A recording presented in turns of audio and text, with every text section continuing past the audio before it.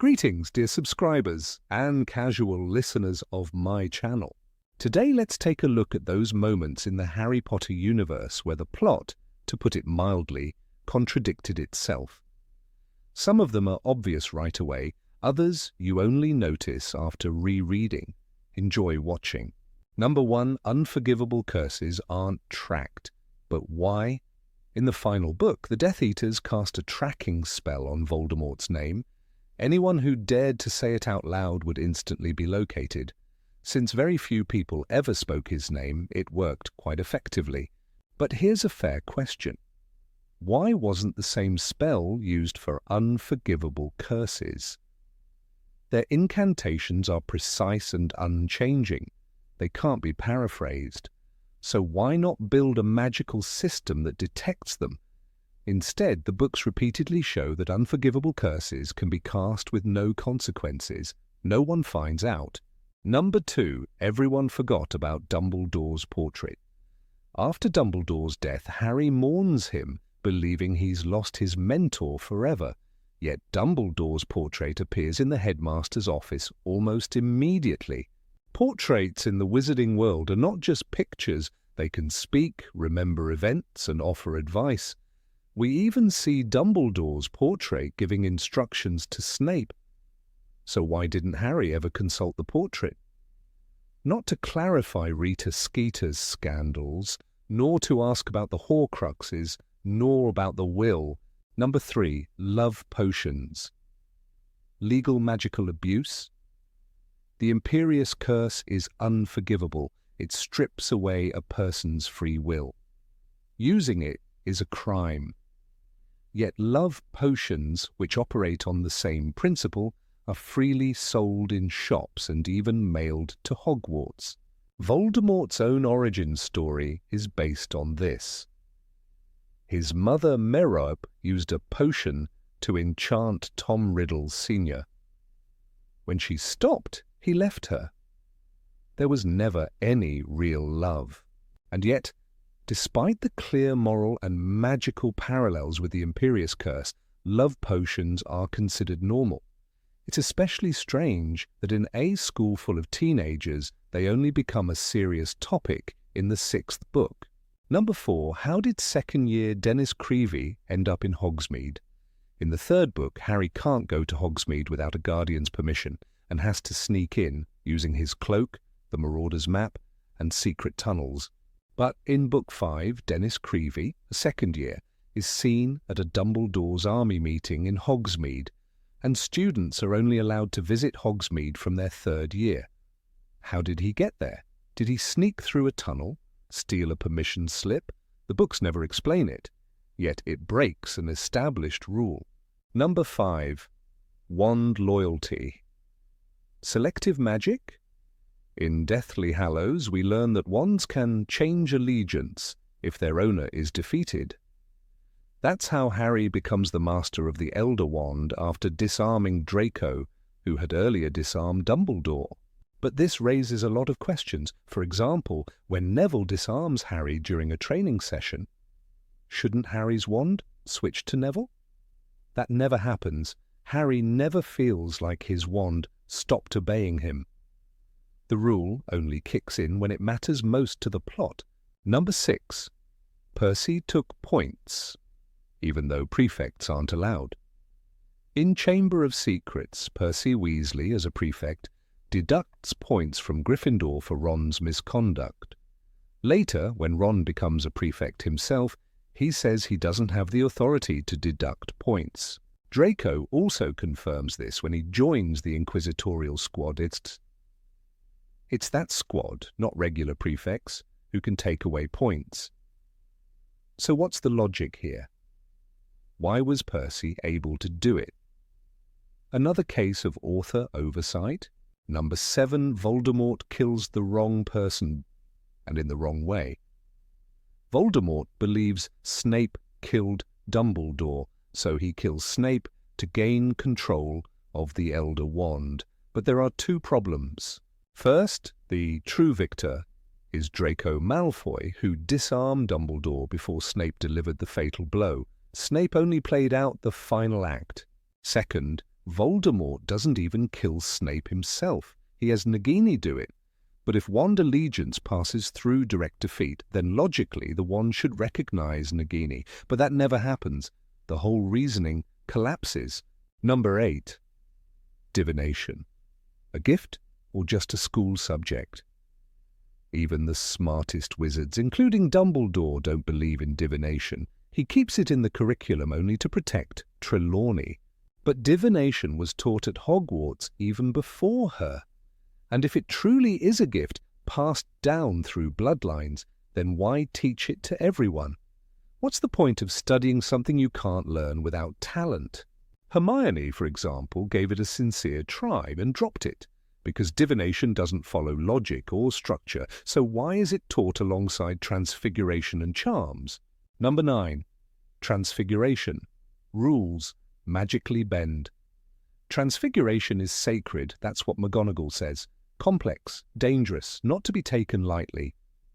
Don't mess around in my class, she warns. Transfiguration is some of the most complex and dangerous magic you will learn. There are rules, hard ones. You can't create food, can't bring life from nothing. And most of all, you don't just turn people into animals. Not without training, not without control. It's not a joke. Then comes the Goblet of Fire. In the middle of a hallway, Draco Malfoy throws a cheap insult. Moody, really Barty Crouch Jr., snaps. No warning, no hesitation. He pulls his wand and bam, ferret, just like that. One of the oldest rules of magic, broken in front of everyone.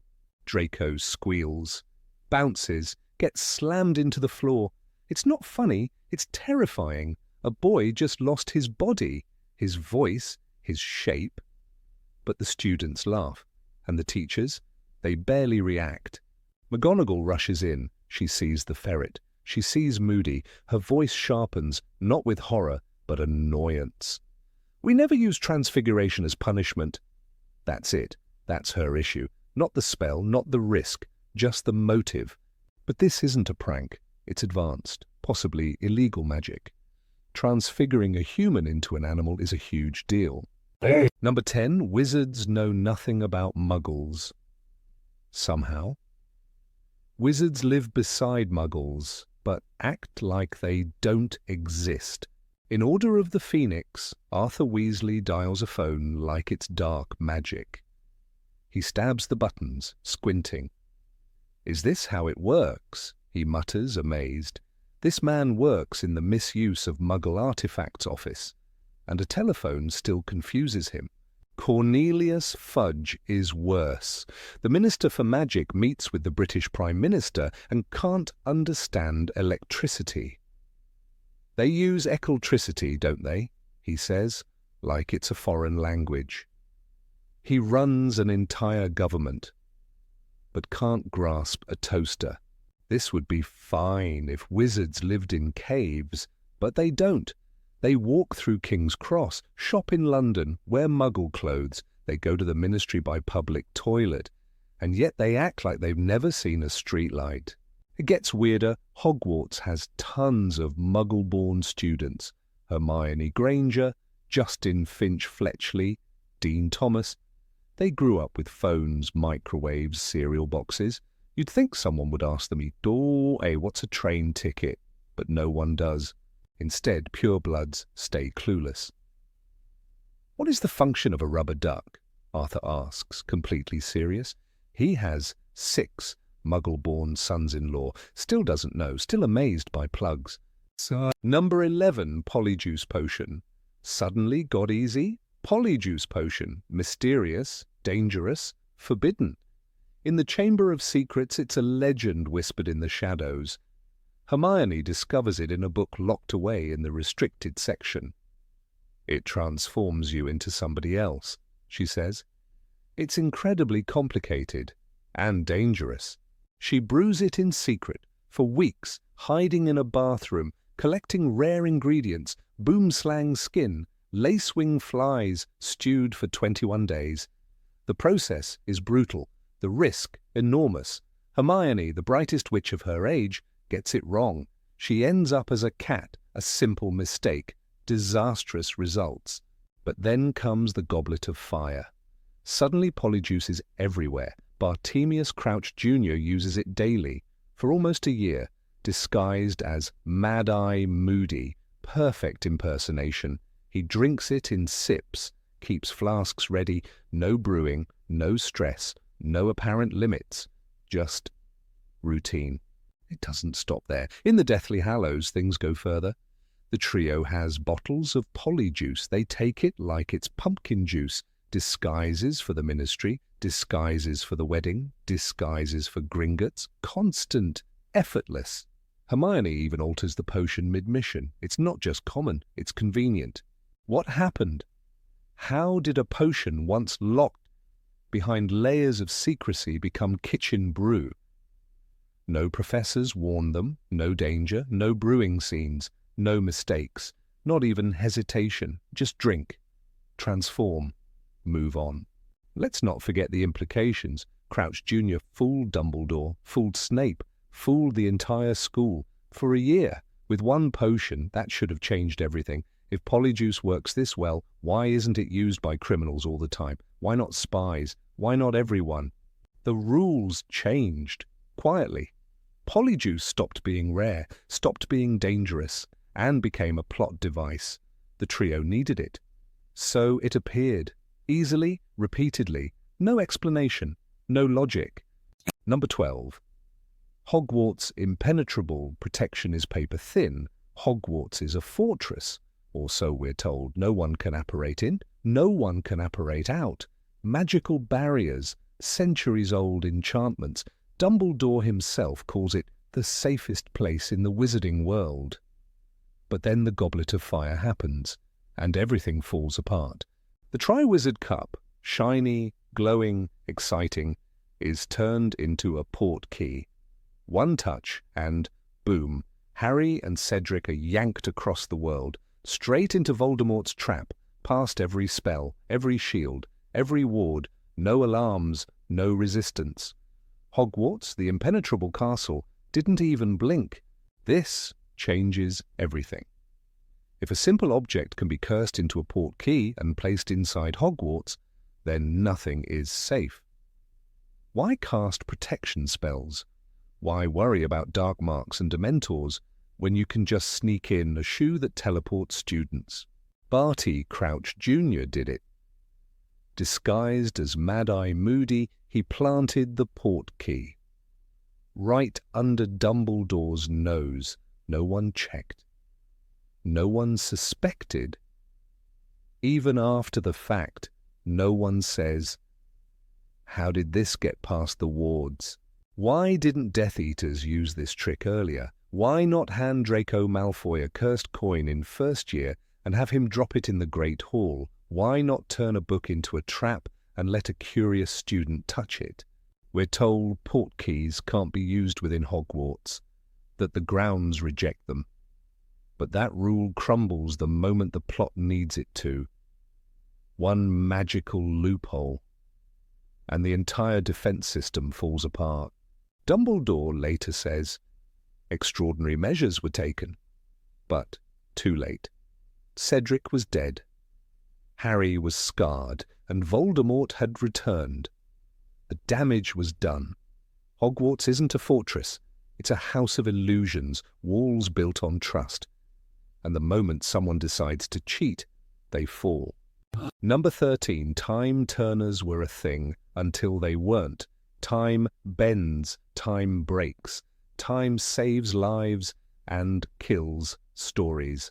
In The Prisoner of Azkaban, Hermione Granger wears a time turner around her neck, a magical device, ancient, dangerous, capable of rewinding time. The Ministry gave it to her, just so she could take extra classes. Yes, that's right. The same Ministry that arrests people for using underage magic handed time travel to a 13-year-old. No aura, no unspeakable, just a schoolgirl with a tight schedule. But then everything changes. Hermione and Harry Use the time turner to save 2 lives, Buckbeak, Sirius Black. 3 turns should do it, Dumbledore whispers. And suddenly, the time turner isn't for school. It's for rewriting fate. And after that, gone, erased, forgotten. No one mentions it again, not in Goblet of Fire when Cedric dies, not in Order of the Phoenix when Sirius falls through the veil, not even when Voldemort rises. No one says, let's turn back the clock. Why not? They had the power. They saw it work. Dumbledore knew, McGonagall knew, the Ministry knew, but somehow they all just stopped using it. Not one attempt to fix what went wrong. It makes no sense. People say the time turners were destroyed. Yes, but only in Book 5. What about the 2 years before that? What about when Dumbledore saw his own death coming? He used memories, clues, but never time itself. That's not strategy. That's storytelling. Time travel was too big, too risky, too perfect. One spin could erase an entire plot line. So Rowling closed the door, locked it, threw away the key. But we remember the moment time bent, the moment Sirius escaped, the moment fate was cheated. The time turner worked. That truth never goes away. Number 14, Platform 93-4 and the Maggle security problem. It's chaos. Every September 1st, kids running full speed at a wall in King's Cross Station, owls screeching, trunks bouncing, parents shouting directions. "Percy, you first!" Molly Weasley calls out. Right there, in public, in front of everyone. Harry sees it all on his first trip. A family of redheads vanishing into stone, one by one, no whispers, no caution, just loud instructions and a mad dash at bricks, and not just them. Dozens of families every year rushing a wall, disappearing, and no one notices? That's what we're told, that muggles are too distracted, that they just look away. But we know the wizarding world doesn't work like that. The Ministry punishes the tiniest slip. One Patronus in front of Dudley and Harry's on trial. You're accused of knowingly performing magic in the presence of a muggle, the court says. But vanishing into a wall in a packed station, that's fine. There's no mention of spells, no magical cover, no guards. Just this one brick wall between platforms 9 and 10 and hundreds of people charging into it, carrying owls, wearing robes, dragging magic trunks that squeak and shuffle. How is that not a spectacle? Sure, maybe there's a charm. Maybe someone's casting Confundus behind the scenes. But who? The Ministry never says. And Molly Weasley isn't acting like someone being watched. She's shouting, gesturing, explaining everything out loud. Someone had to notice. A kid, a tourist, a lost commuter, one wide-eyed bystander with a phone. How has no one caught it? No one screamed. No one called the police when a child vanished into stone. Number 15, the Marauders map didn't notice Peter Pettigrew. Fred and George Weasley had a secret. Not just a joke or a trick, a real, powerful secret. The Marauders map, a magical parchment that showed every corner of Hogwarts, every room, every hallway, every person. It even showed names, real names, no matter what form you took, animagus, ghost, or invisible under a cloak. The map saw through it all. Messrs. Mooney, Wormtail, Padfoot, and Prongs are proud to present. It was a masterpiece, a legend made by 4 boys who knew the castle better than Dumbledore. The twins used it daily, for pranks, for laughs, for sneaking into the kitchens at midnight. They saw every step Filch took, every shadow Snape crept through. But one name, one impossible name, should have stopped them cold. Peter Pettigrew. Pettigrew was dead. Everyone believed it. blown to pieces by Sirius Black. All that remained was a finger, but the map never lies. Lupin said it himself. The map never lies. So why didn't Fred and George ever notice that Peter was alive? He lived with their brother, slept in the same dormitory, ate at the same table. He was there every day, right next to Ron Weasley on the map. How could the twins miss it? They saw everything. That's how they caught Percy sneaking off to kiss Penelope. But not a strange man sleeping beside Ron. Harry saw it right away. The very first time he used the map. A name that shouldn't exist, moving across the page. There's someone in the room. Peter Pettigrew. He was stunned, and Lupin believed him, because the map can't be fooled. So what's the excuse? Did Fred and George ignore the name, dismiss it as a joke? That doesn't fit. They were clever, sharp, curious. If they saw a grown man's name hovering over Ron's bed night after night, they would have said something. Number 16, Slytherin, the House of Evil. Of all the curious injustices within the walls of Hogwarts, none stands out quite like the dark cloud that hovers over Slytherin House. From the moment the Sorting Hat belts out its rhymes in the Great Hall, first years are taught, implicitly and explicitly, that Slytherin is the house of villains. Or perhaps in Slytherin you'll make your real friends. Those cunning folks use any means to achieve their ends, it sings, laying down a tone that many students interpret as a warning rather than a welcome. This is the first crack in the facade of fairness that Hogwarts so proudly wears, and one has to wonder how, in a school that prides itself on unity and equal opportunity, a 1,000-year-old house became a symbol of suspicion and fear. Harry Potter's own reaction during the sorting ceremony is the clearest proof of how deep-rooted the stigma is. "Not Slytherin, not Slytherin," he whispers urgently to the Sorting Hat, desperate to avoid the house that produced Tom Riddle. The Hat responds with interest. "You could be great, you know, it's all here in your head. And Slytherin will help you on the way to greatness, no doubt about that." But Harry insists, and the Hat ultimately places him in Gryffindor. That simple moment sets the tone for an entire series of misjudgments, mistrusts, and missed opportunities. This fear of Slytherin doesn't come from nowhere. Voldemort, born Tom Marvolo Riddle, was indeed a Slytherin. So were many of his most dangerous Death Eaters, Bellatrix Lestrange, Lucius Malfoy, even Severus Snape, though his story took a different turn. But why is it that Slytherin alone bears the burden of its dark alumni? Gryffindor produced Peter Pettigrew, the traitor who betrayed James and Lily Potter and helped resurrect Voldemort.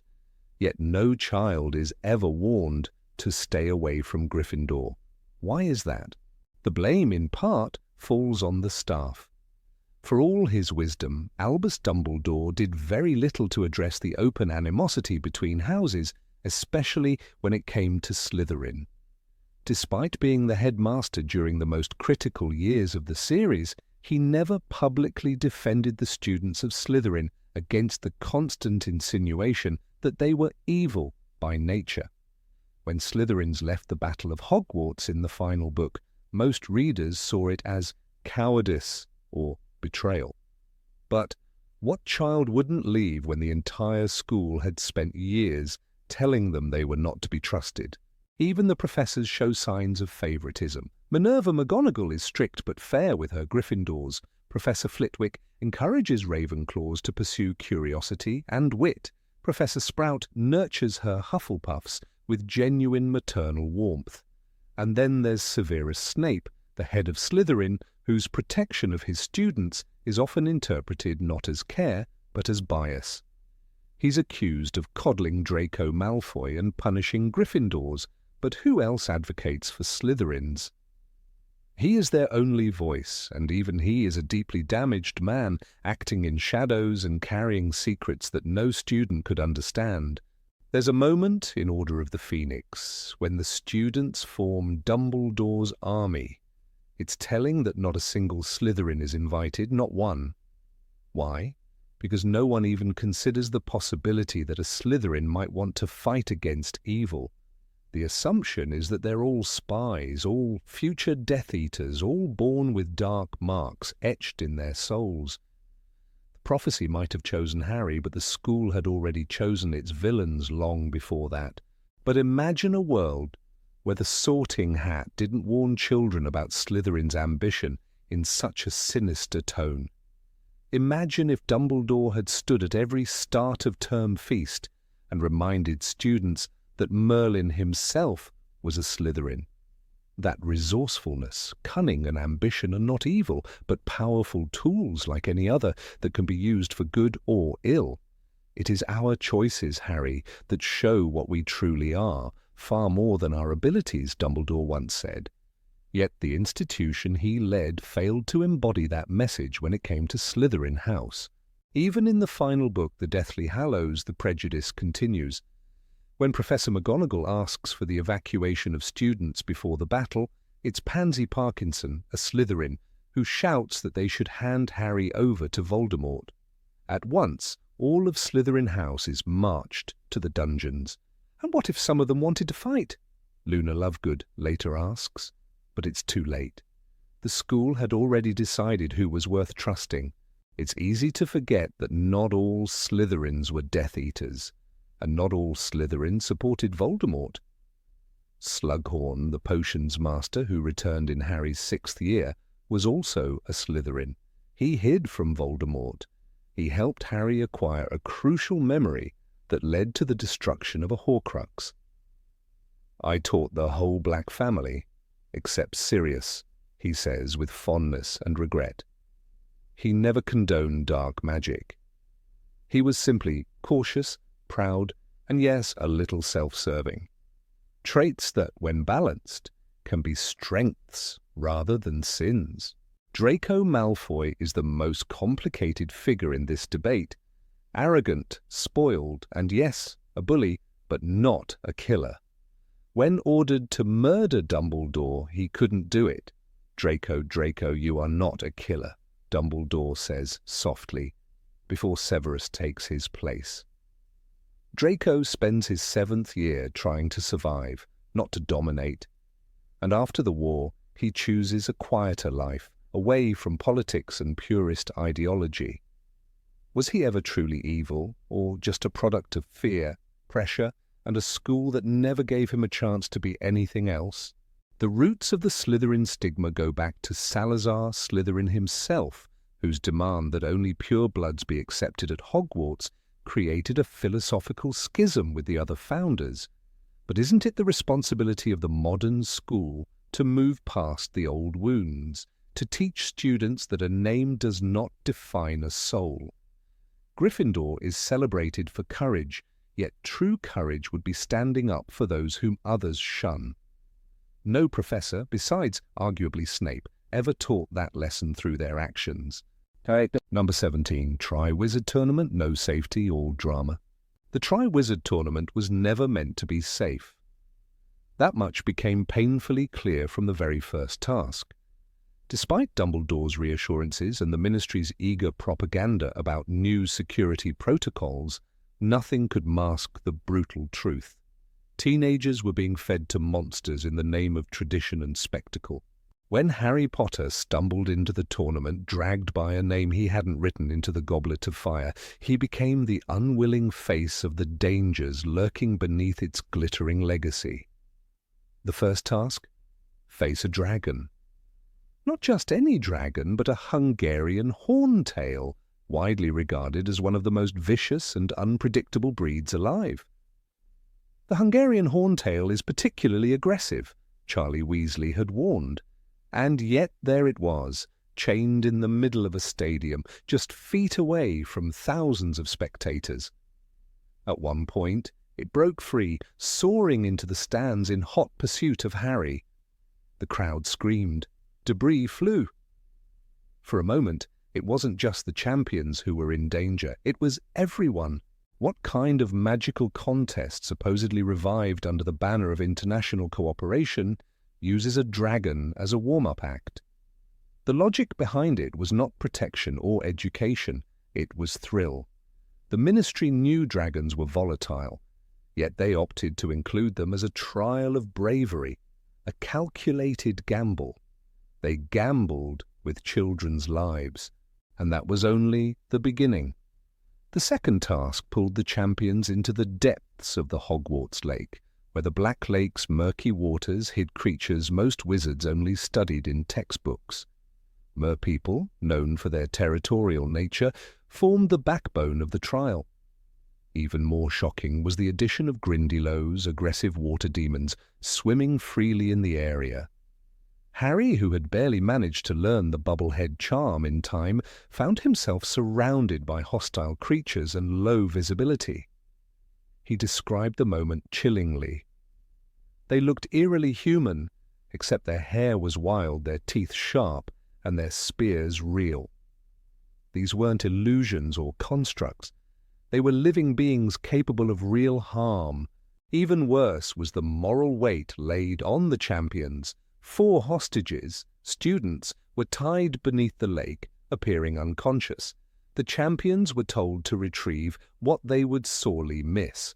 But what if they failed? What if no one reached Fleur's little sister Gabrielle in time? Would she drown just to uphold the illusion of danger? Harry, disturbed by Fleur's failure to reach her, decided to free Gabrielle himself. "No, I'm not leaving her," he told the mermaid, when they warned him he could only take one. Had he not been stubborn, Gabrielle might have been left behind. Is that the kind of safety Dumbledore promised? The third task, perhaps, was the cruelest joke of all. A maze, but not any maze, one that warped reality, distorted time, and housed creatures capable of dismembering someone in the dark. Hagrid himself had provided some of the threats: blast-ended Scroots, creatures he couldn't even control during care of magical creatures lessons. Why were these monstrosities placed inside a maze without any magical surveillance strong enough to guarantee safety? "It's all part of the challenge," Barty Crouch Sr. had said, moments before disappearing under mysterious circumstances. As the maze grew darker and the hedges closed in, something changed. The champions were cut off from the outside world. No audience, no staff, no oversight.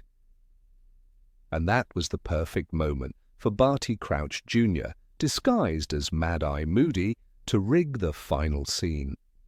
He had turned the Triwizard Cup into a portkey, one that transported Harry and Cedric directly into the graveyard of Little Hangleton. It was there that the cost of this spectacle was fully realized. Cedric Diggory, beloved, kind, capable, died in an instant. No protection charm, no aura nearby, no rescue protocol, just the killing curse, a flash of green light. "Kill the spare," Voldemort said, and Cedric fell. How did it come to this? A tournament that was cancelled for centuries because too many students died was brought back under the guise of diplomacy. Hogwarts, Beauxbaton, and Durmstrang all sent students, barely adults, to risk their lives. And for what? Eternal glory? 1,000 galleons? The Triwizard Cup was not a prize, it was bait. The most chilling part is the negligence disguised as excitement. When Harry returned from the graveyard, clutching Cedric's body, traumatized and shaking, the official's first instinct wasn't to believe him, it was to hush him. Cornelius Fudge, the Minister for Magic, dismissed the tale as delirium. "He's mad," he muttered. "He's disturbed." This after inviting a boy into a death match. This after promising safety.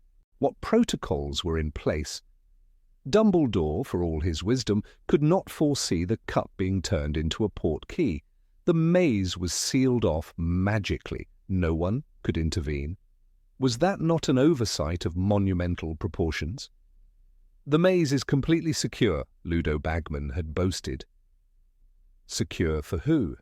Certainly not for Cedric. Then there's the question of Fleur Delacour, who was attacked in the maze and left unconscious. How long was she lying there before help arrived? How did no one notice? What if the attack had been fatal? Were the champions wearing any kind of monitoring device? A magical tracker? Anything at all? Let us not forget Victor Crumb, who, under the Imperious Curse, attacked Cedric. No one noticed his odd behavior. No one intervened. If Harry and Cedric hadn't been alert, Crumb could have killed him. Where were the teachers?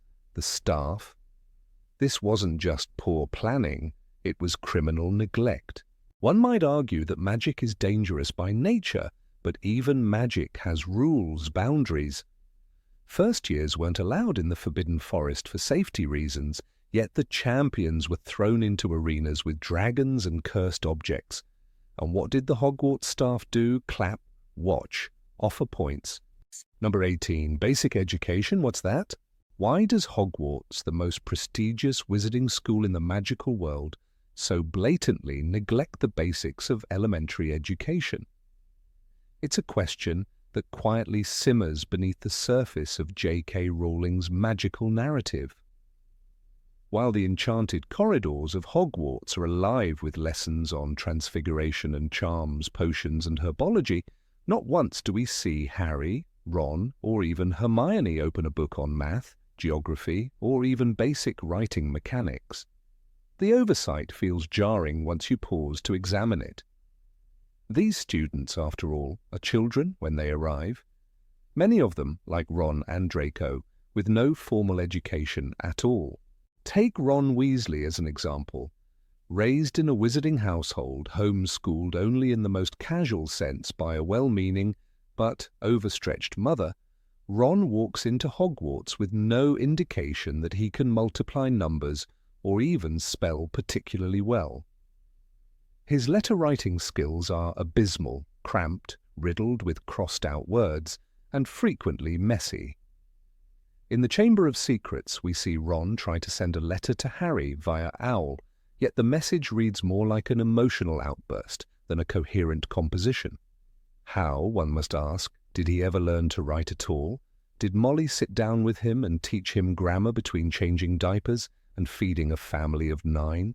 Hermione is the exception, not the rule. Before Hogwarts, she attended a Muggle primary school and therefore had a strong grounding in basic subjects. Her structured, articulate speech, ability to reason logically, and natural curiosity all hint at an academic foundation far more diverse than her magical peers. It's no wonder she often corrects even professors or deduces the plot before anyone else does. She's not just bright, she's educated in a conventional sense. In The Philosopher's Stone, she says, "I've learnt all our set books off by heart, of course. I just hope it will be enough." Her, of course, is telling this is a child used to the idea that studying is a path to success, something the rest of the magical students seem blissfully unaware of. But what about Draco Malfoy? A pure-blood heir of one of the oldest wizarding families, raised in opulence and prejudice, Draco arrives at Hogwarts fully steeped in magical ideology, but without a shred of conventional academic knowledge. His literacy exists, surely, but does he know anything about the world beyond wizarding affairs? Can he name the continents, multiply 2-digit numbers in his head? It seems unlikely. In The Half-Blood Prince, he engages in complex magical duels and works on intricate potions, yet he never shows any understanding of economics, physics, or even written argumentation beyond personal insult. Then there's the question of writing itself. Every year, students write essays for professors like Snape and McGonagall, but nowhere are they taught how to structure an argument or use persuasive language. In fact, most students seem to struggle with the format. Harry often complains about his essays being too short, or a foot too short, in The Order of the Phoenix. One wonders, did anyone ever teach him how to outline a thesis or use transition words? Probably not. He's just muddling through, hoping instinct and a little extra parchment will do the job. This problem isn't just cosmetic, it's systemic. In The Goblet of Fire, when Harry travels to the Quidditch World Cup and sees Muggle policemen directing traffic, he has no idea how cars work. This is a 15-year-old boy who spent the first 11 years of his life in a Muggle home.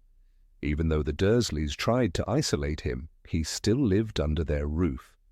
How could someone so observant and intelligent not absorb the basics of the non-magical world? The only answer that makes sense is that the wizarding education system doesn't value or even acknowledge basic worldly knowledge.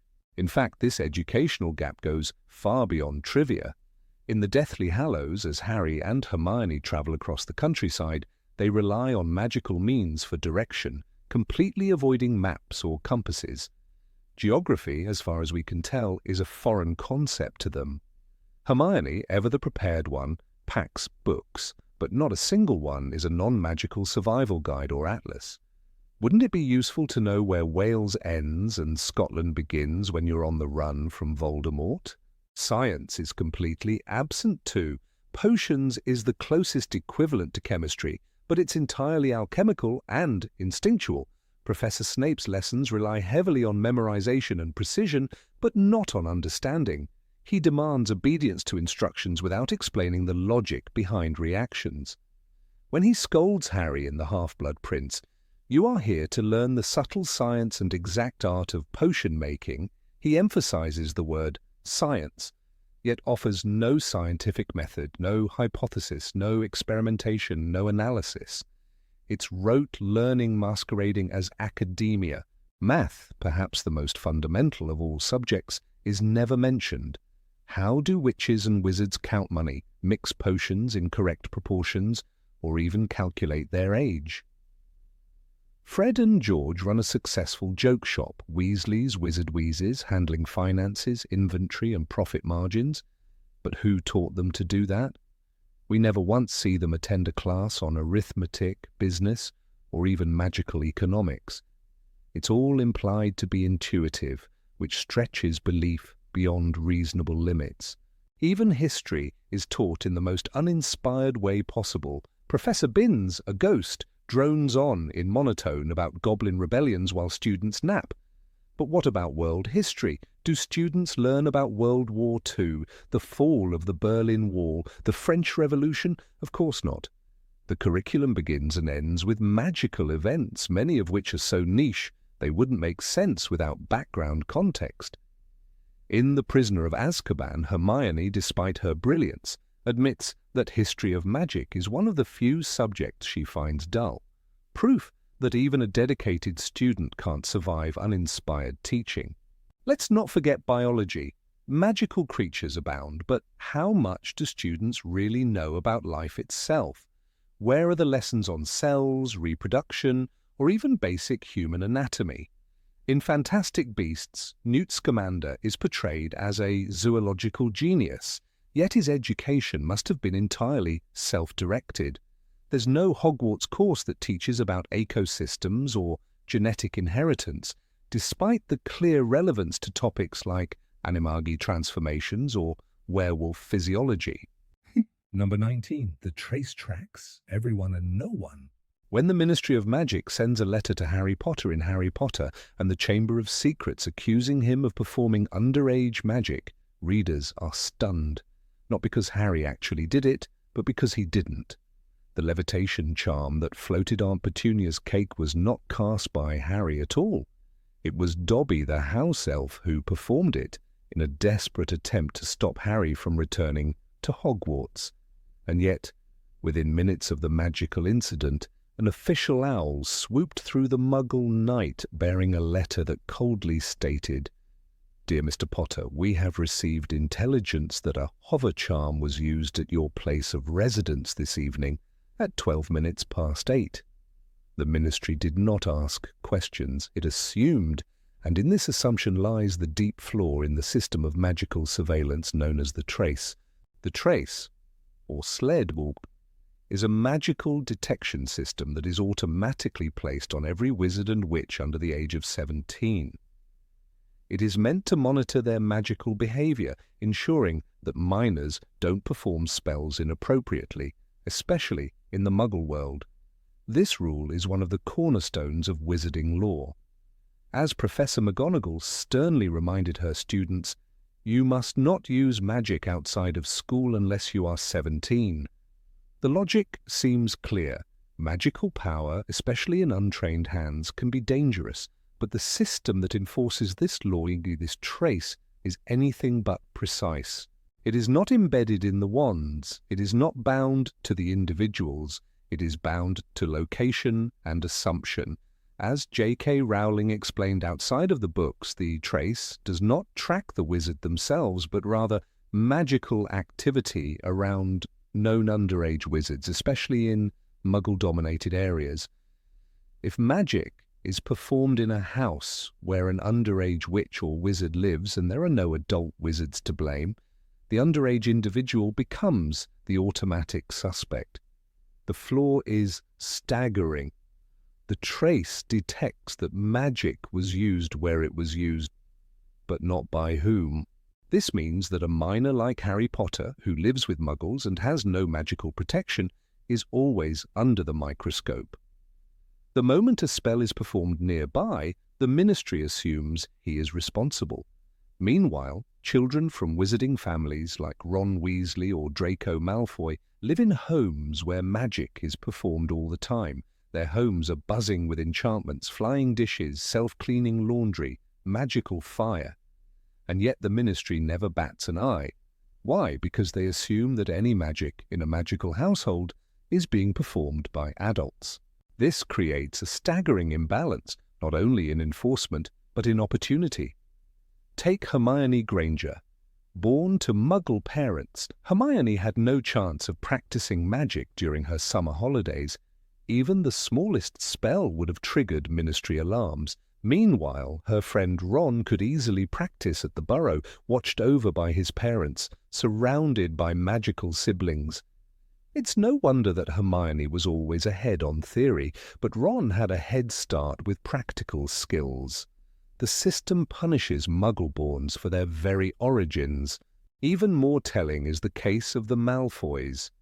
Lucius Malfoy, a man known for his cunning and manipulation, surely did not limit magic use in his home just because his son was under 17. Draco likely grew up surrounded by advanced magical work, potions, charms, perhaps even dark arts. And the Ministry? Silent. Because the trace doesn't monitor Draco, it monitors magic in his house, but presumes that Lucius or Narcissa are the ones casting it. Draco could have been learning unforgivable curses under his father's supervision, and the Ministry would remain blind. The injustice goes deeper. In Order of the Phoenix, Harry is attacked by Dementors on Privet Drive and is forced to use a Patronus charm to save both himself and his cousin Dudley.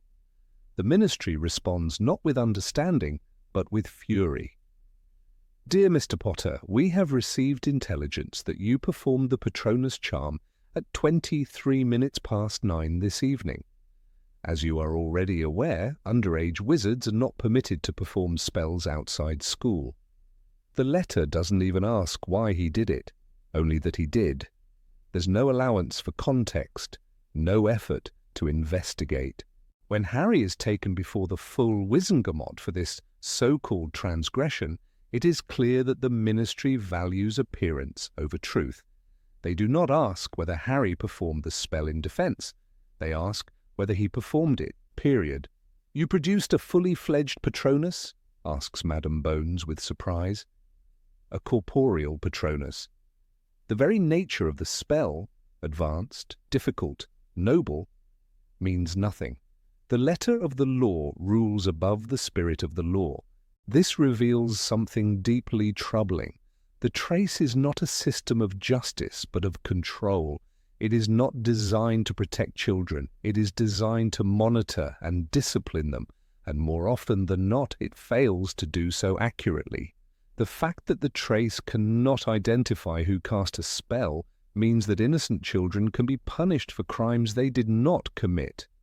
Worse, It allows privileged children to operate in complete secrecy, protected by magical surroundings and the assumptions of a lazy bureaucracy. In Half-Blood Prince, Dumbledore arrives at Privet Drive and performs multiple spells, freezing the Dursleys, summoning drinks, igniting fire in the sitting room. Not a single Ministry owl arrives. Why? Because they do not monitor adult wizards. Nor do they seem to monitor known locations. Dumbledore could cast spells freely in the same home, where Harry could be punished for breathing wrong. This inconsistency raises uncomfortable questions about enforcement and equality. Why, in a society so advanced in magical theory, has the Ministry not developed a more precise system? Surely, with all their enchantments, detection spells, and magical databases, they could create a charm that binds directly to a wand, or better yet, to the magical core of a person. This would allow for accurate identification. If such a system existed, Harry would not have been blamed for Dobby's magic. He would not have needed to defend his life-saving Patronus before a court of elders, and the consequences go beyond discipline. The trace discourages magical learning. Children from non-magical households are forced to suppress their powers to avoid even accidental surges. In The Half-Blood Prince, we learn that magic in young wizards sometimes manifests involuntarily. Tom Riddle could move objects and cause harm without even knowing how. But if a modern-day Muggle-born child showed such accidental magic, and it was misread as deliberate, would the Ministry step in? Would they label them dangerous? The fear of punishment also stunts magical creativity. The Weasley twins, known for their innovative inventions and spellwork, had the freedom to experiment at home. What if they had been born to Muggles? Would Weasley's wizard wheezes ever have come to life? Probably not. Fred and George needed space, tools, and magical leeway to grow.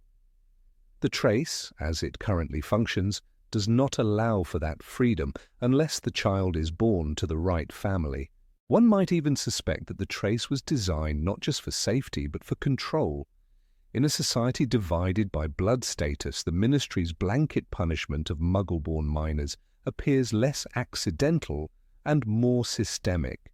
After all, who benefits when Muggle-borns are discouraged from practicing? Who rises when half-bloods are monitored more closely than pure bloods? The Death Eaters, at their core, believe in blood supremacy, and the Ministry, thought he, through incompetence or design, helps maintain that status quo. In Goblet of Fire, Arthur Weasley expresses his frustration with bureaucratic procedures and outdated rules. "You'd think after all this time they'd have come up with a better system," he mutters. And he's right. Magic evolves. Wizards create new spells, devices, enchantments. Why has the trace not evolved? Why has it not adapted to a world where house elves can cast spells undetected, where children live in mixed households, and where magical abuse is real? Even Sirius Black, a man hunted by the Ministry, could break into Hogwarts and enter Gryffindor Tower without triggering magical alarms. Yet Harry, levitating a cake, gets a letter. The absurdity of the system is not just inaccuracy, it's the misplaced priorities. Children are policed with severity, while actual threats slip through the cracks.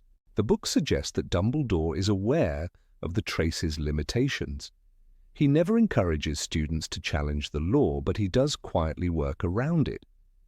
When he entrusts Harry with the task of recruiting Slughorn, he casts all the necessary spells himself. When he sends messages, they are untraceable. Dumbledore knows that knowledge is power, and that the Ministry's surveillance is not about safety, it's about control. Perhaps the most telling example comes not from Hogwarts, but from number 12 Grimmauld Place. In this hidden stronghold, young members of the Order, including Ginny and Neville, practice spells under adult supervision. The Ministry never intervenes. Why? Because the house is protected, shielded, ward-covered. Again, enforcement depends not on action but on location. This loophole means that the right walls, the right family, protect you. Others are left exposed. So we are left with a system that punishes the powerless, protects the privileged, and assumes guilt without evidence.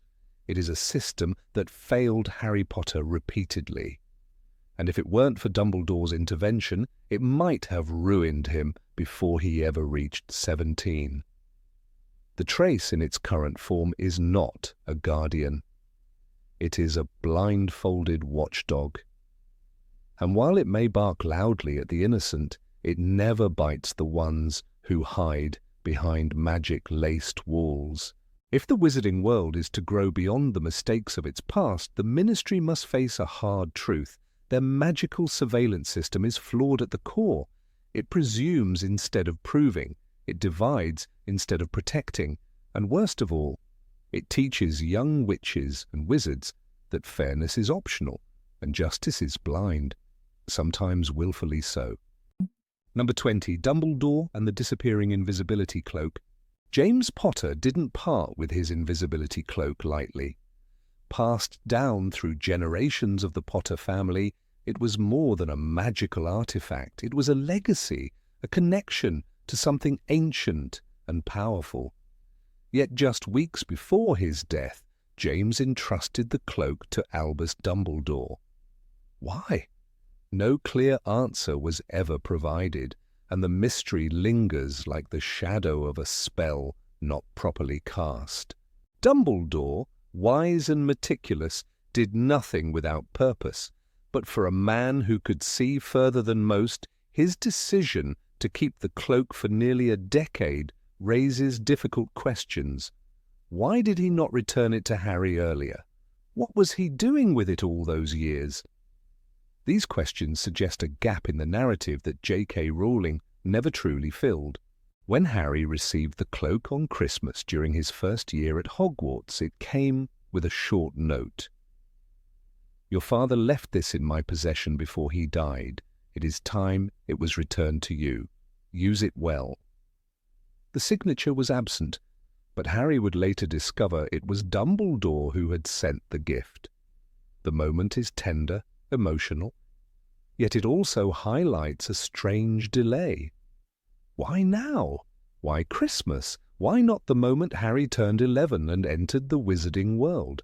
From the moment Harry arrives at Privet Drive, Dumbledore shows a peculiar detachment. He entrusts Harry's safety to the Dursleys, fully aware of their cruelty. "You could do with a bit of toughening up," Professor McGonagall had argued, appalled at the plan. But Dumbledore insisted on the blood protection charm, believing it would keep Harry safe. Still, would it have hurt to leave him the one thing his father cherished? The invisibility cloak is no ordinary magical object. It is one of the Deathly Hallows, a relic of legend. According to the tale of the three brothers, the cloak was given to Ignotus Peverell by Death himself. It concealed the wearer so perfectly that not even Death could find him. As Dumbledore himself explained in The Tales of Beedle the Bard, the third brother was the humblest and also the wisest of the three. This relic's presence in Harry's possession was no accident. It was fate woven into bloodline. Dumbledore knew this. He had, in fact, spent much of his life searching for the Hallows, driven by dreams of mastery over death, guilt over his sister Ariana, and curiosity about power. When he encountered the cloak in James's possession, surely he recognized it for what it truly was. This wasn't just a useful artifact, it was one of the three most powerful magical items in existence. And yet he held on to it. For nearly 10 years it sat in his care, unused and unseen. What could he have been doing with it? Studying it? Testing it? Perhaps he tried to verify that it was truly the legendary Hallow he'd once sought with Gellert Grindelwald. Or maybe he kept it as a reminder, a symbol of his youthful ambitions that had led to tragedy. "I was a fool," he once confessed to Harry. "I was cruel and foolish, Harry." The decision to return it at Christmas was not random, By that point, Harry had already faced Voldemort for the first time, in the Forbidden Forest, in the form of a parasitic spirit on Professor Quirrell's head. Perhaps Dumbledore felt the time had come for Harry to be armed. But if that was the logic, why not sooner? The cloak might have helped Harry hide from Dudley's gang, sneak away from Aunt Petunia's punishments, or simply feel closer to the father he never knew. More intriguingly, why did James give the cloak to Dumbledore in the first place? Was he warned of danger? Dumbledore had suspicions about Peter Pettigrew. Did he hope to examine the cloak to protect James and Lily somehow? If so, it failed. Voldemort found them, and James died without a wand in his hand, defending his family in vain. There is a strange irony here. James dies trying to protect his son, yet the object that might have allowed him to hide or escape was not with him. The cloak had been passed on, but not to Harry, not yet. Dumbledore was its keeper now, and whether that was for noble reasons or selfish ones is a question that stirs unease. When Harry later learns of the Hallows, he is struck by the realization, so the cloak, my cloak, that's the cloak of the third brother. Deathly Hallows, Chapter 22. It is a chilling moment, full of wonder. The boy who grew up in a cupboard owns an object of myth. But it also raises another issue. Why didn't Dumbledore ever tell him? Dumbledore was a master manipulator, a man who played the long game. He withheld information from Harry for years, deciding what the boy could handle and when. The cloak was another example of this. Like the Elder Wand, like the Resurrection Stone, it was a piece on the chessboard. Dumbledore controlled when and how it would be used. Yet his strategy was flawed. "You have used me," Harry tells him in the King's Cross chapter during their otherworldly conversation. Dumbledore admits it gently. "I cared more for your happiness than I should have done," he says. But the cloak, returning it only when he did, feels less about Harry's happiness and more about Dumbledore's timeline. And what was that timeline? Was he waiting for Harry to mature? For him to be strong enough to confront death like the third brother in the tale? Perhaps. But life at Privet Drive was cruel. A small comfort like the cloak could have been a balm. Was it fear that the Dursleys would find it and destroy it? Or was it part of a larger plan that Harry would not understand until much later? In The Philosopher's Stone, when Harry first uses the cloak to explore the castle, it leads him to the mirror of Erist. And there he sees his parents for the first time. They just looked at him, smiling, and slowly Harry looked into the faces of the other people in the mirror and saw other pairs of green eyes like his, other noses like his, even a little old man who looked as though he had Harry's knobbly knees. Chapter 12. Was that what Dumbledore intended all along? That Harry used the cloak to find the mirror, to begin a journey into memory and loss? Or was it something darker? Did Dumbledore want to test him, to see how he used this power? The cloak made Harry bold, curious, defiant. It helped him break rules, uncover secrets, and survive. And maybe that's what Dumbledore needed, a boy who could grow into a warrior, not a child coddled by gifts too early. Still, the idea that such a powerful object was kept from Harry without explanation feels unsettling. Dumbledore trusted Severus Snape, a man with a history of cruelty, but not Harry, the boy he was supposedly protecting. The logic is murky. The ethics are greyer still. In the end, the cloak becomes a symbol, not just of invisibility, but of the hidden truths that surround Harry's life. Every adult seems to know more than they say. Every gesture carries weight. The gift at Christmas is both blessing and burden. The irony is that of the three Hallows, the cloak is the most honorable. It is not about power or resurrection. It is about humility, discretion, and wisdom. The third brother used it not to cheat death, but to greet him as an old friend. Dumbledore may have seen this in Harry, an echo of Ignotus Peveril's spirit. Perhaps he hoped the cloak would awaken something in the boy, and maybe it did. Harry never sought the Elder Wand. He let it go. He used the Resurrection Stone only briefly. But the cloak, he kept it, treasured it, and used it to protect others. It was the most unassuming of the Hallows, and yet the most potent in shaping Harry's choices. Still, the fact remains. Dumbledore held on to it for nearly 10 years without a word. In a life filled with mysteries, this one stands out for its silence. No explanation is ever given, no confession offered. It lingers in the shadows like the cloak itself, whispering of intentions never fully revealed.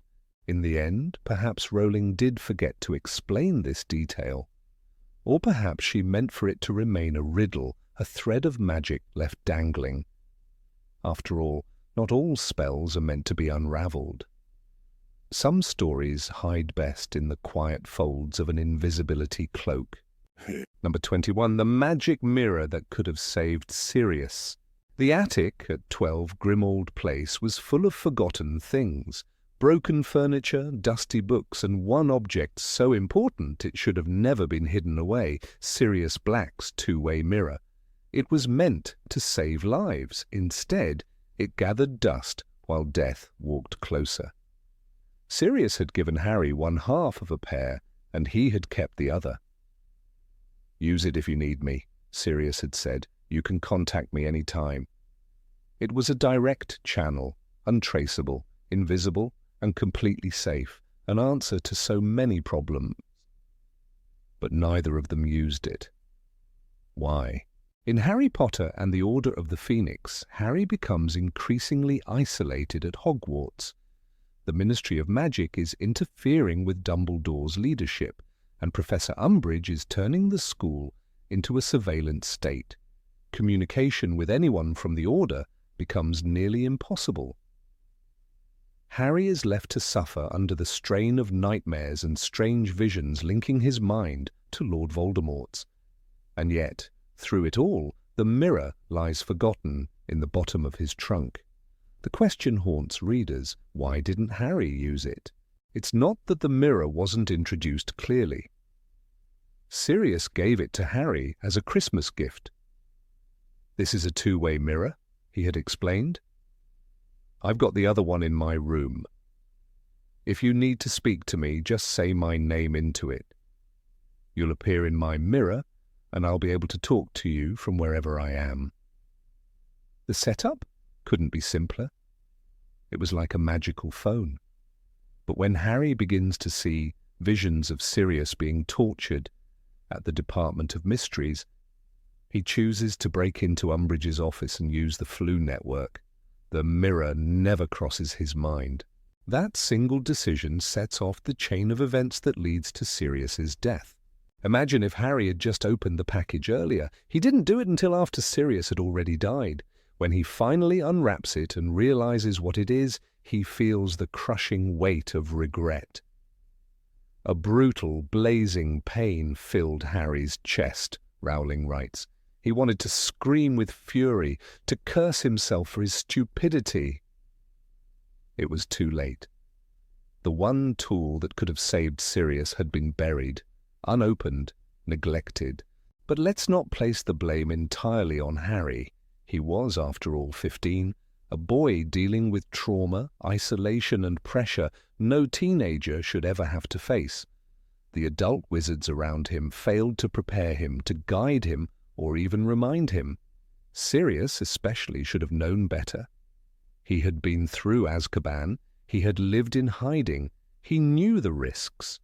Why didn't he use the mirror himself?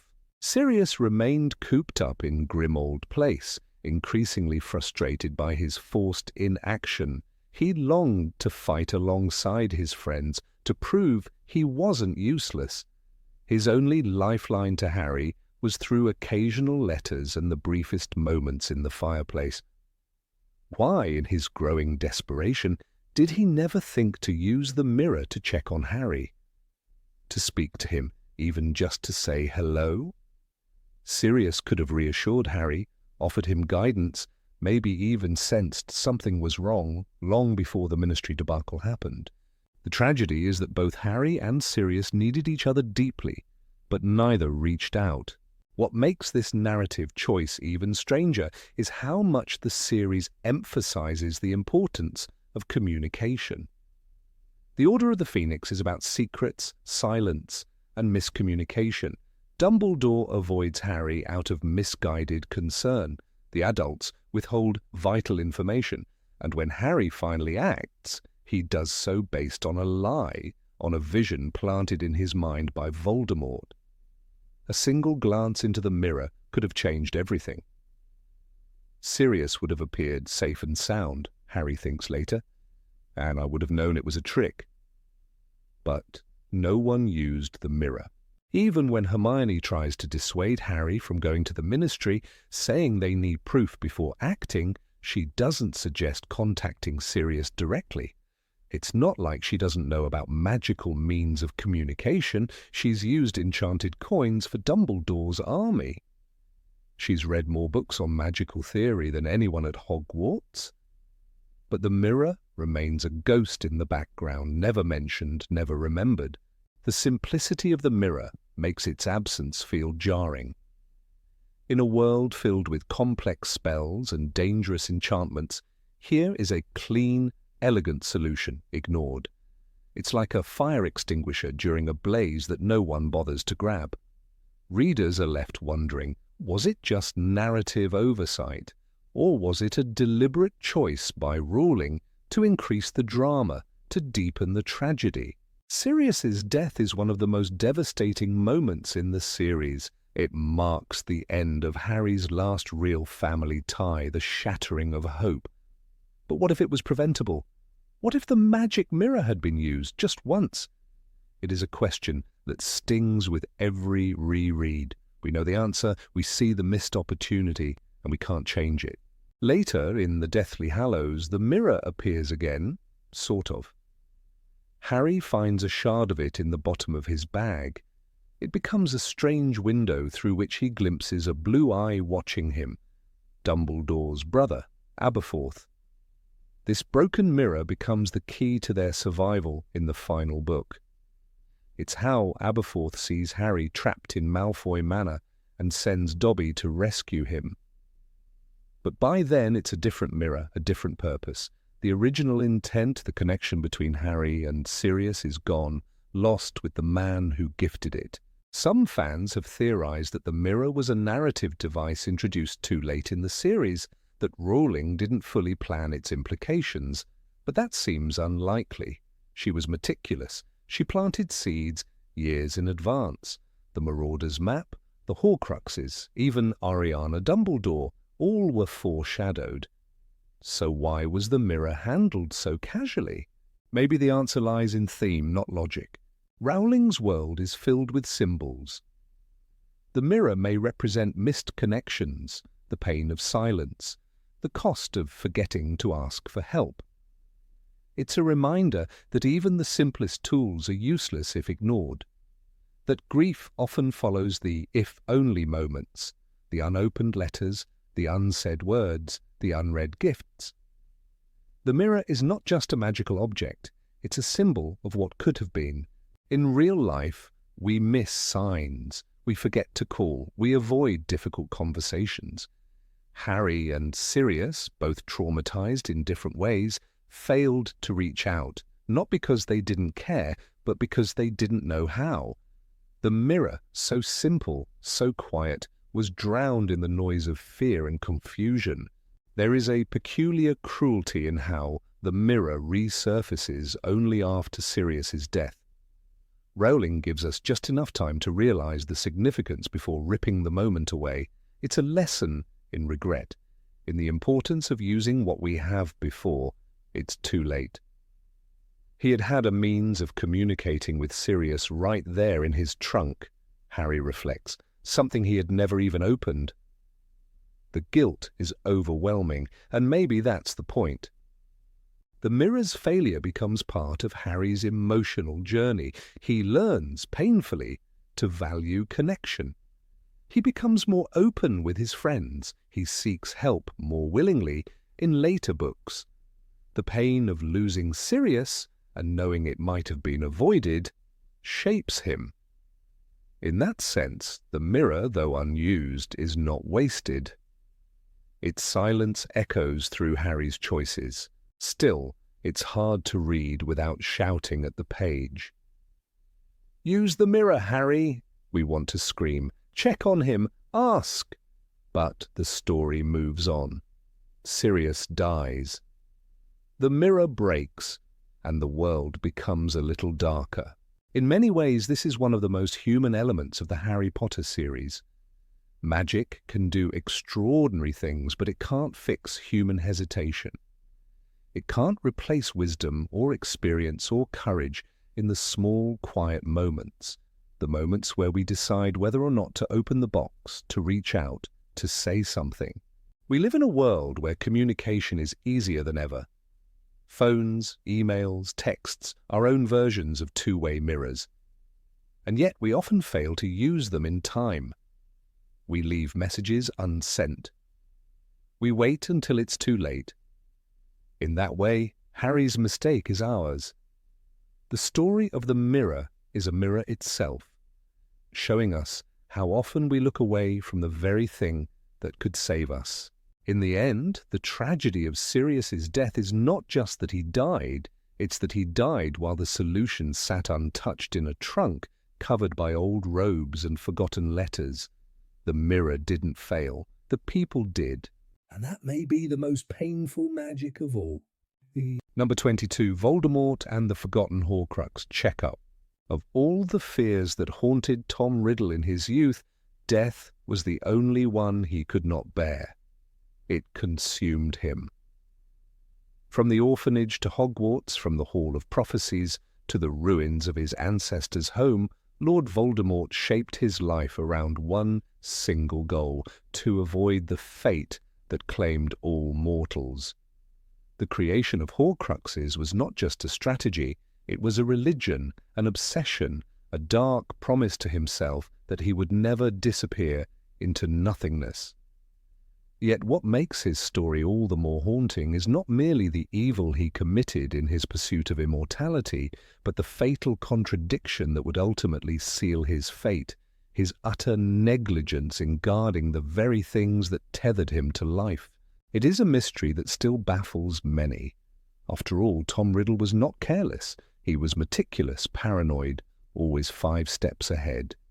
He had created 6 Horcruxes, 7 if you include Harry Potter, each hidden with cleverness and cruelty. The gaunt ring buried in the family shack, the locket concealed in a cursed cave, the cup locked away in Bellatrix's vault at Gringotts, the diadem resting in the shadows of Hogwarts, the diary in Lucius Malfoy's possession, and Nagini, his ever-present serpent companion.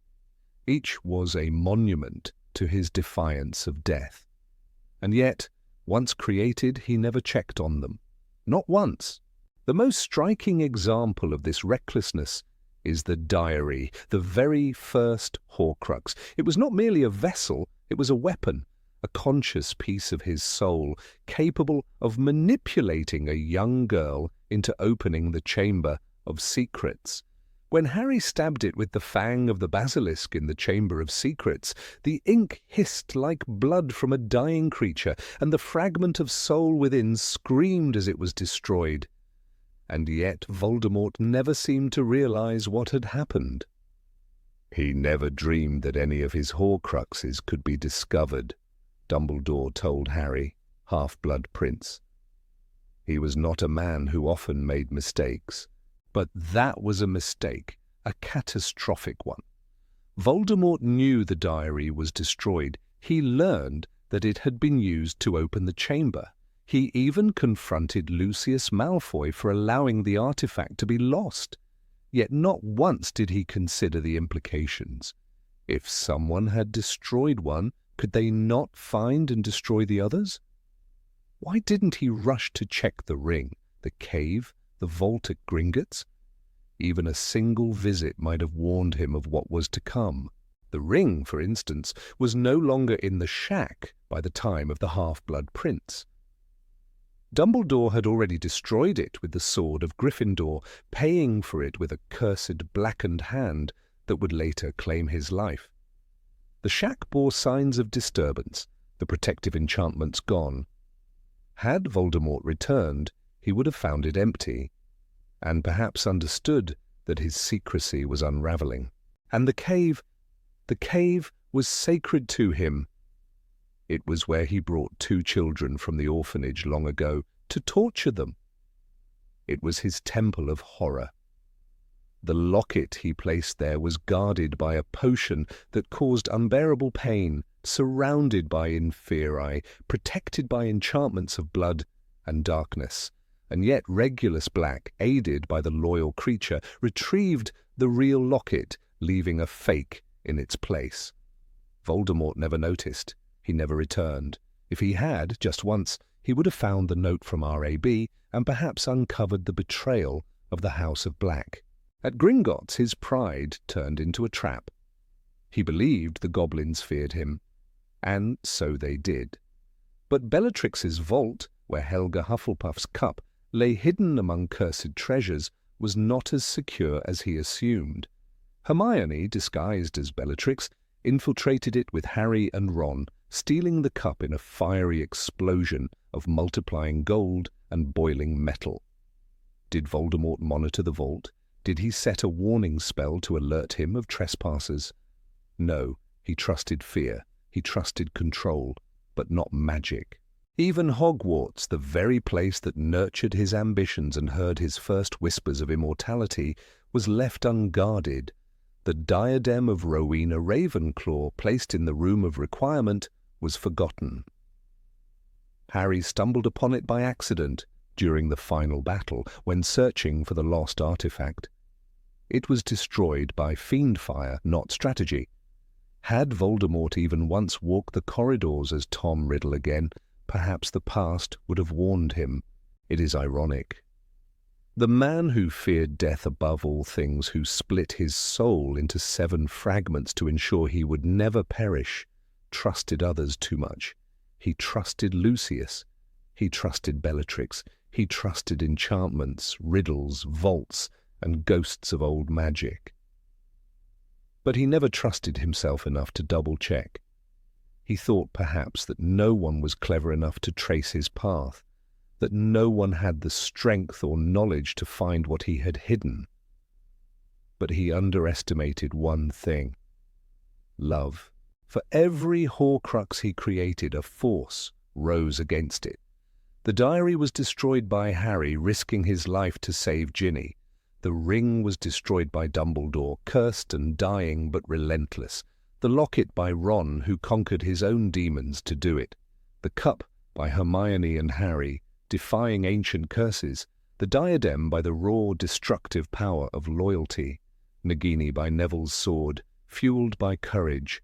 And the peace in Harry himself, willingly given up, walking into death with open arms. Voldemort's carelessness may seem like an oversight, but it was more than that. It was pride. Arrogance. The same flaw that made him kill Lily and James Potter despite the prophecy. The same flaw that led him to believe he could conquer death without consequence. "You think you know more magic than I do," he screamed at Harry in the forest. But he had already lost. He had lost when he trusted that the past would stay buried. In Deathly Hallows, when Voldemort realizes the cup is gone, a sliver of panic slips into his mind. He knows. Finally. "They know," he says with horror. "They've found out about the Horcruxes."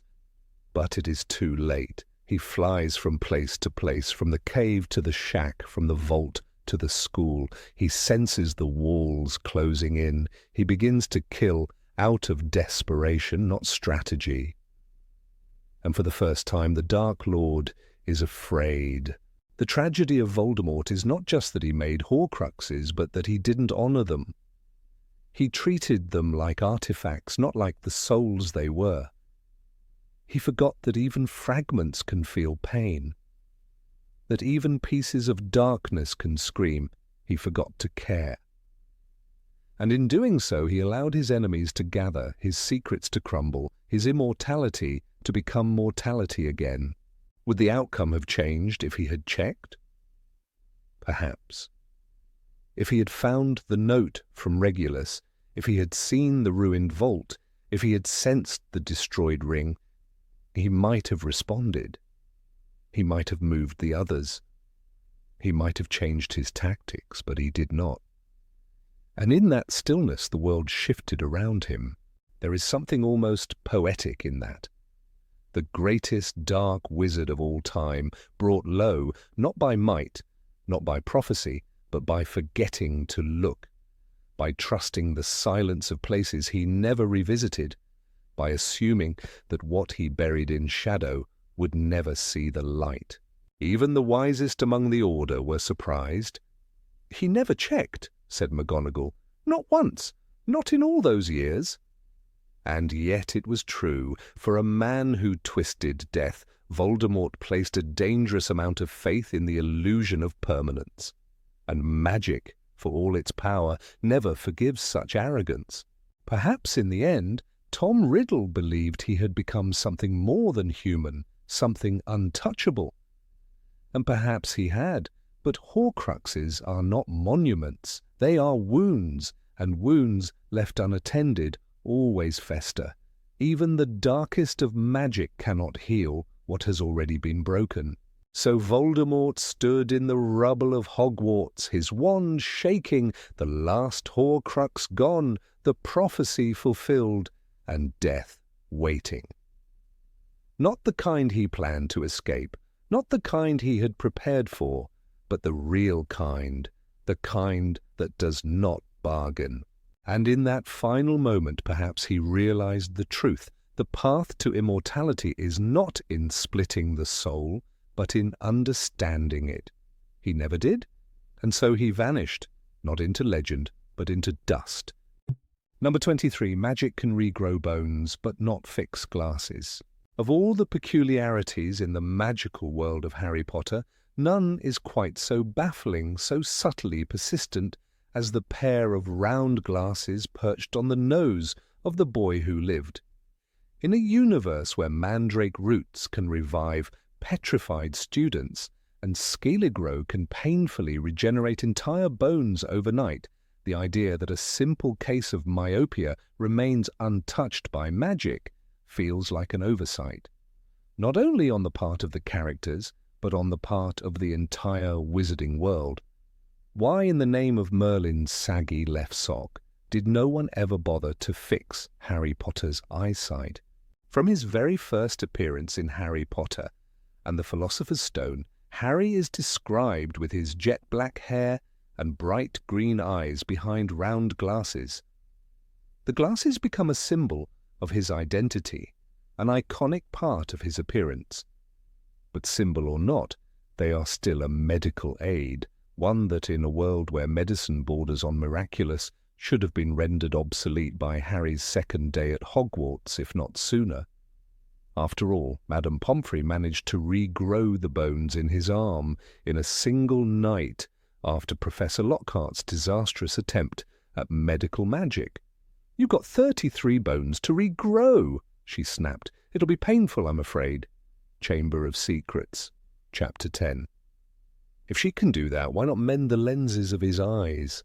It's not as if the magical community ignores the eyes entirely. In fact, they seem to have quite a few tricks up their sleeves when it comes to ocular injuries. Take, for instance, the case of Alastor Mad-Eye Moody. His enchanted electric blue eye swivels in all directions and can even see through solid objects. Surely if magic can produce a mechanical eye with X-ray capabilities, then curing a bit of nearsightedness must be child's play. Even Bill Weasley, after being mauled by Fenrir Greyback, receives treatments for his cursed wounds. George gets enchanted ear replacements, but Harry Harry keeps squinting through lenses in every book and every battle. When Harry breaks his glasses in Philosopher's Stone, Hermione quickly repairs them with a flick of her wand. "Oculus reparo," she says brightly, mending the shattered lenses. Chapter 6. That moment, though charming, also quietly sets a pattern. Glasses can be repaired by magic, but not the eyes behind them. The world accepts this, Harry accepts this, and no one ever wonders why.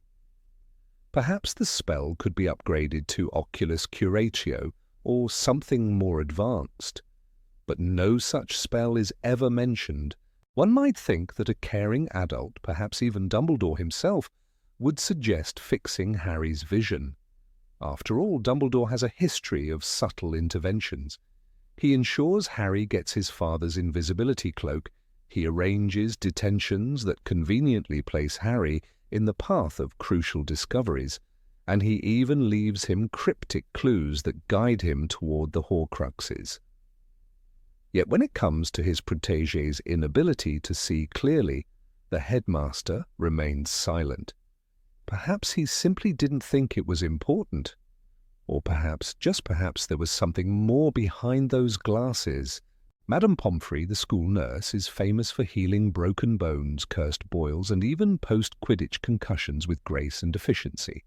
She once said, "I don't know why they even bother with that game if all it does is break bones and cause brain damage."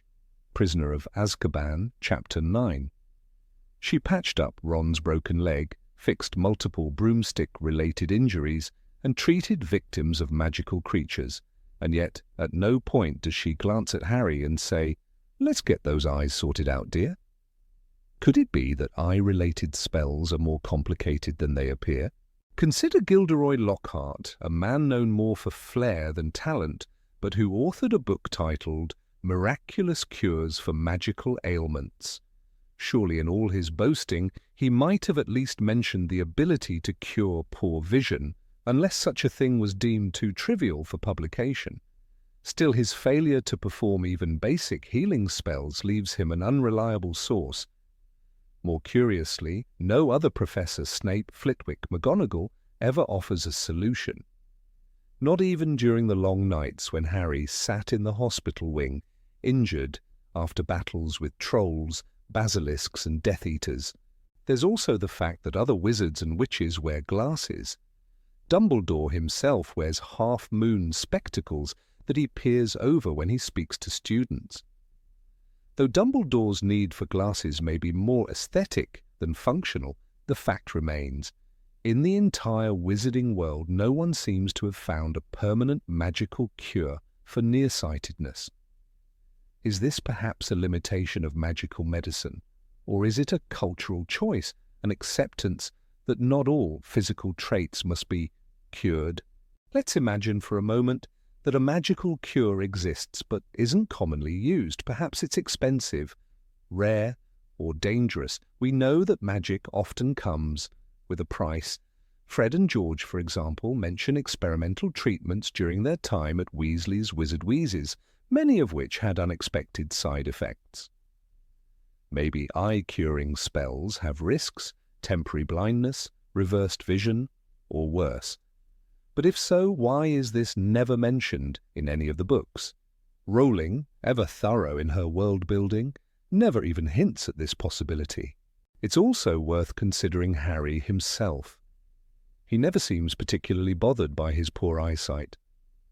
The glasses are a part of him, like his scar or his broomstick. They're never presented as a burden.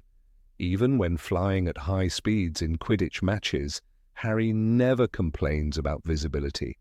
Perhaps magic keeps the lenses fog-free and rain-proof. Still, during the Triwizard Tournament or the Battle of Hogwarts, one would think his ability to see clearly might become a matter of survival, and yet there is no magical upgrade. The most frustrating aspect is how easily magic solves other far more complex problems.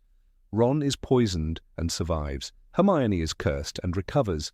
Even Draco, nearly bled out by Sectum Sempra, is healed by Snape. But the eyes of Harry Potter remain untouched by wand or potion. The glasses are repaired, never the boy behind them.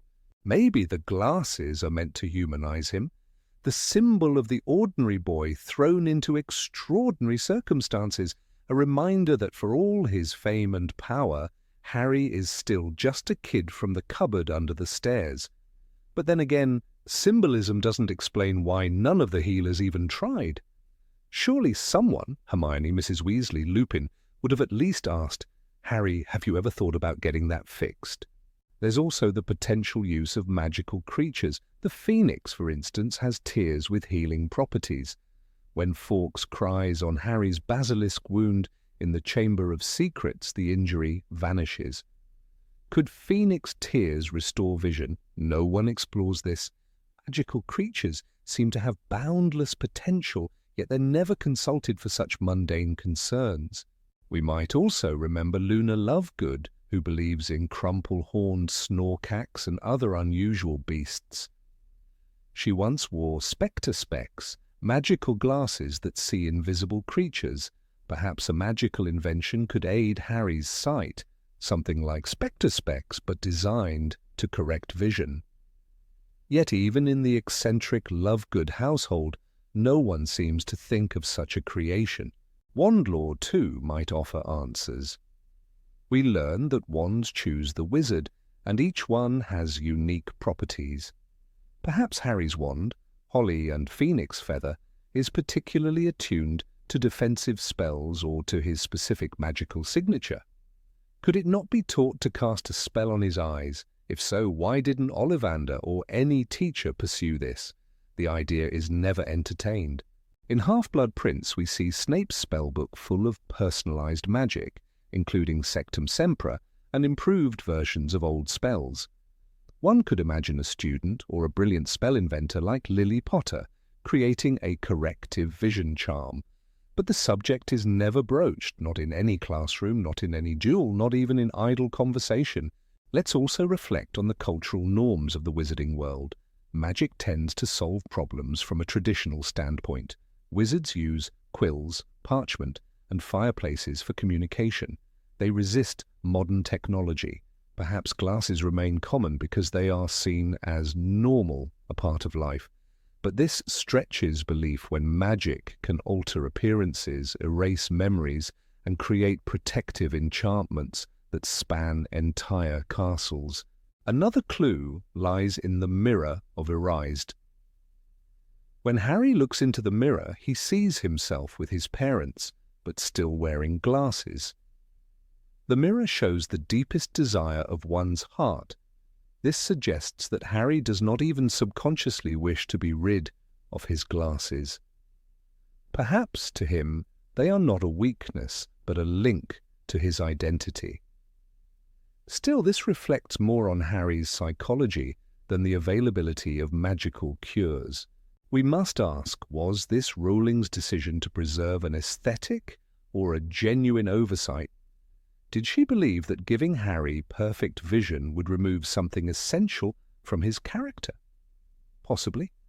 Yet in doing so, she opened the door to one of the most subtle mysteries in the series, the mystery of why no one, in 7 years at Hogwarts, even considered helping the boy see the world clearly. In the end, the glasses remain. They are a thread that runs through every book, every battle, every loss. They watch as Cedric dies, as Sirius falls, as Dobby is buried. They see through the mist of the Forbidden Forest and the smoke of burning Hogwarts. And yet, behind them, the same uncorrected eyes continue to squint at a world that can perform miracles. But not the most obvious one. Perhaps there's something poetic in that. A world of magic, blind to the simplest of gifts. Or maybe the real magic was in never needing perfect sight to see what truly mattered. Number 24. Arthur Weasley's Muggle obsession makes no sense. Of all the curious characters roaming the halls of the wizarding world, few evoke as much warmth and genuine amusement as Arthur Weasley. With his thinning red hair, eager eyes, and almost childlike wonder, Arthur seems to exist at the boundary between two realms, the magical and the mundane. His fascination with Muggles, their devices, their customs, their oddities, feels boundless, and yet for someone so enchanted by the non-magical world, Arthur Weasley remains shockingly, even comically, ignorant of its most basic functions. There's something oddly charming about watching a grown wizard ask in all sincerity, what exactly is the function of a rubber duck? The question posed to Harry Potter in the Chamber of Secrets is not rhetorical. Arthur genuinely doesn't know, nor is it a one-off moment. Time and again throughout the series, we see him puzzled, bewildered, or just outright wrong about things that any Muggle child could explain in their sleep. He's baffled by telephones, mystified by escalators, and wholly unprepared to deal with underground train stations. One might expect this ignorance from a reclusive pureblood elder like Phineas Nigellus Black. But Arthur, who works in the misuse of Muggle artifacts office, the contradiction becomes even sharper when we consider his job. For years, Arthur Weasley led the department in the Ministry of Magic responsible for monitoring and preventing the misuse of enchanted Muggle objects. He was supposed to be the shield protecting the non-magical population from magical interference, and yet he seems more curious than cautious, more hobbyist than expert. His office, as described in The Goblet of Fire, is cluttered with confiscated items: a toaster that had grown long, furry legs, a dusty television set, and a set of golf clubs that ran amok whenever someone came too close. These are dangerous magical modifications that could, in theory, cause real harm to unsuspecting Muggles, and yet Arthur doesn't fully grasp the original purpose of many of these objects before they were tampered with. Consider the scene in The Goblet of Fire when Arthur accompanies Harry and the Weasleys to the Quidditch World Cup using a portkey. They encounter other wizards attempting to blend in with Muggle campers. Arthur is visibly concerned about the lack of subtlety. "We can't have Muggles seeing magic," he insists. And yet, not long afterward, he's seen struggling with putting up a tent using Muggle methods. He doesn't even understand the proper use of tent poles. One might argue that his heart is in the right place, but is that really enough? Another example arises in The Order of the Phoenix, when Arthur is assigned to guard Harry at the Department of Mysteries. He uses the London Underground, clearly flummoxed by the ticket machines. In a scene that could have come from a slapstick comedy, he attempts to put the ticket into the wrong slot and beams proudly at Harry when he manages to pass through the barrier, purely by accident. He doesn't even seem to grasp the concept of money, mistakenly assuming a £10 note is a little portrait of the Muggle Queen. It's moments like these that raise uncomfortable questions. How could someone so enthralled by Muggle culture remain so uninformed? The answer might lie in Arthur's role within the broader magical society. Wizards, even those sympathetic to Muggles, are often insulated from Muggle life. The Statute of Secrecy, which has governed wizarding conduct for centuries, encourages magical families to avoid unnecessary interaction with the non-magical world. As a result, even the most curious among them, like Arthur, have little practical knowledge. Yet Arthur is not just any wizard, he's a civil servant entrusted with preventing magical accidents involving Muggle objects. That responsibility should, by all rights, require a thorough understanding of those objects. Imagine a detective investigating crimes involving cars without knowing what a steering wheel is, or a fire marshal unaware of how to operate a smoke detector. In Arthur's case, this lack of foundational knowledge is not merely amusing, it's professionally alarming. The irony, of course, is that Arthur sees himself as a kind of bridge between worlds. His enthusiasm is genuine. When he enchants the Ford Anglia, his pride and joy, he does so not out of mischief, but out of admiration. "It's not as though I'm stealing it, dear," he protests to Molly in Chamber of Secrets. "I'm simply giving it a little magical boost." But in doing so, he violates his own office's rules, enchanting a Muggle object illegally and endangering both magical and non-magical lives. The car ends up crashing into the Whomping Willow and later escapes into the Forbidden Forest, becoming semi-sentient. Arthur is fined, yet he remains unrepentant. The adventure, to him, seems worth it. This attitude suggests that Arthur's interest in Muggles is less about practical knowledge and more about wonder. He's like a scholar obsessed with ancient Rome but unable to read Latin. He collects Muggle artifacts not to study them deeply, but to marvel at their oddity. In Half-Blood Prince, he is thrilled to receive an electric plug as a gift from Harry. He doesn't understand its purpose, but that doesn't diminish his joy. "Fascinating," he murmurs, turning it over in his hands like a priceless relic. But the magical world is not a museum, and Muggles are not artifacts. They are living, breathing people with lives at stake. Arthur's romanticized view of Muggle life, while endearing, can also be dangerous. The lack of proper understanding can lead to negligence. When Lucius Malfoy slips Tom Riddle's diary into Ginny's cauldron, it's a misuse of a magical object with devastating consequences.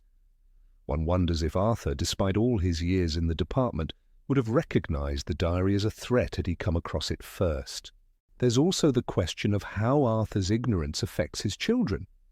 The Weasley kids are raised in a household filled with magical versions of mundane tasks, dishes that wash themselves, clocks that tell you where everyone is, fires that speak.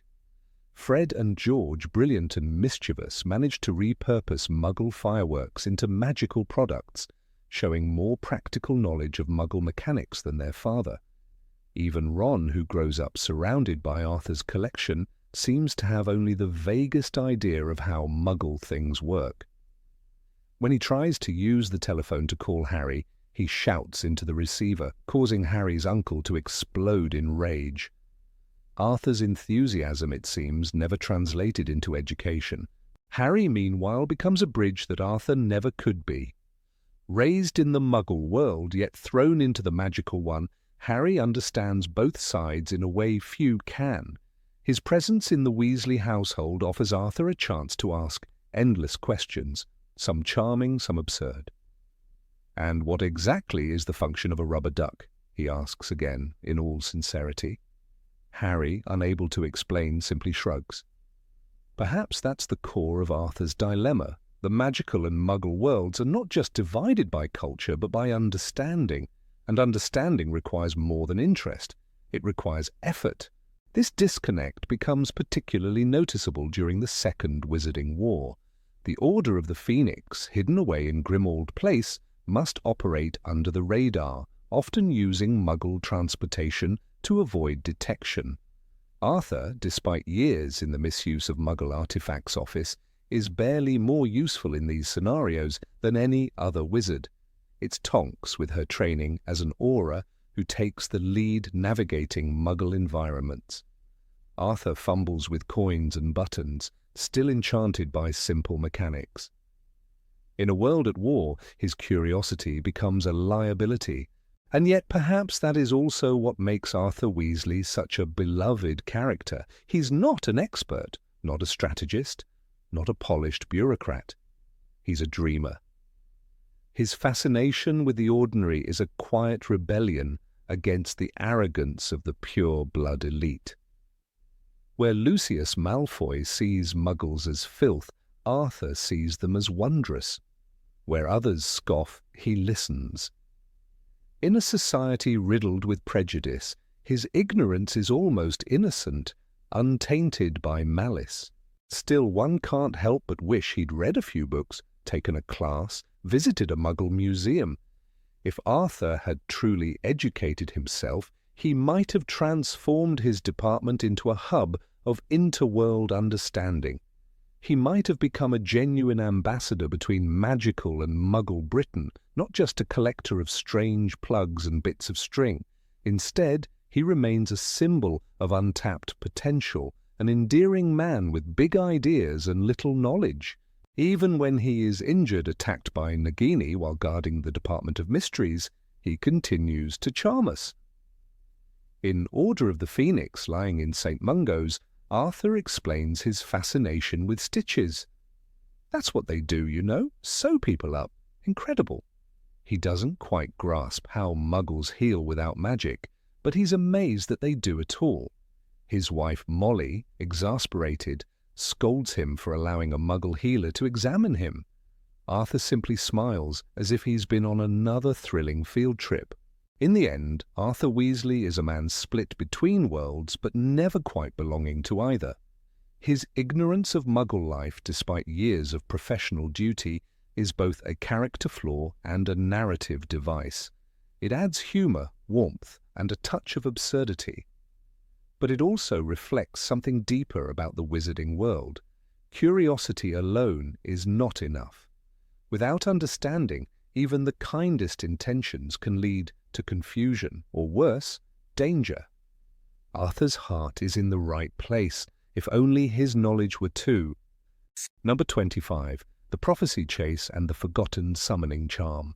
The Hall of Prophecies shimmered with an eerie glow, endless shelves of glass orbs stretched into darkness, each containing whispers of fate, of futures never fully known. In the center of that chaos stood Harry Potter, clutching one such fragile orb, its surface glowing faintly with silvery light. It was the prophecy, the one that had drawn both the Order of the Phoenix and the Death Eaters into the Department of Mysteries. Around him, Ron, Hermione, Neville, Ginny, and Luna were panting from the run through the labyrinthine corridors, adrenaline surging as the gravity of what they carried began to settle in. "Harry!" Hermione whispered, eyes darting across the shadowed corridor. "You sure this is it?" "It's got my name on it," Harry answered, voice low. "And Voldemort's." Then the silence shattered. Black shapes emerged from behind towering shelves. Death Eaters, they didn't attack at once. Instead, Lucius Malfoy stepped forward, voice silky and cold. "You don't know what you're holding, Potter. That prophecy is dangerous, far too dangerous for a boy who doesn't even understand what it says."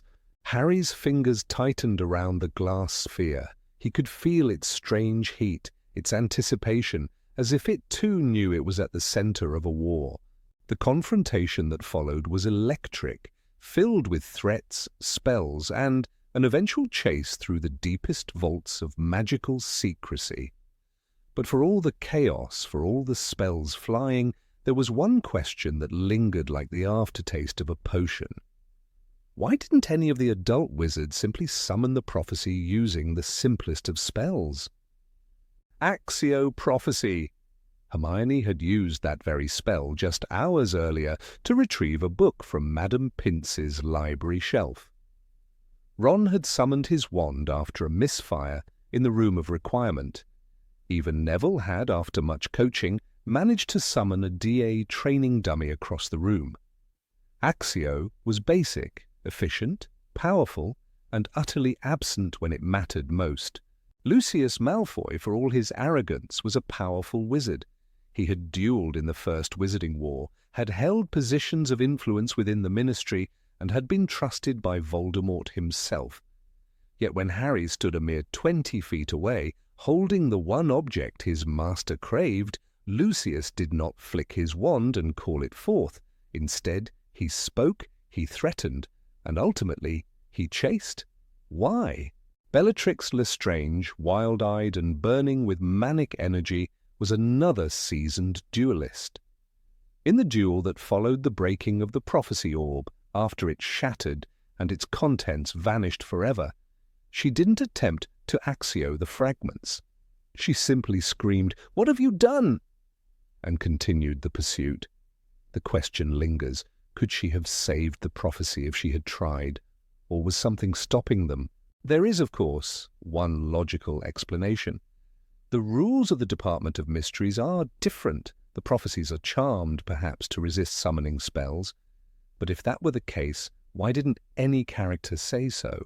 "Only those mentioned in a prophecy can retrieve it," said Dumbledore later.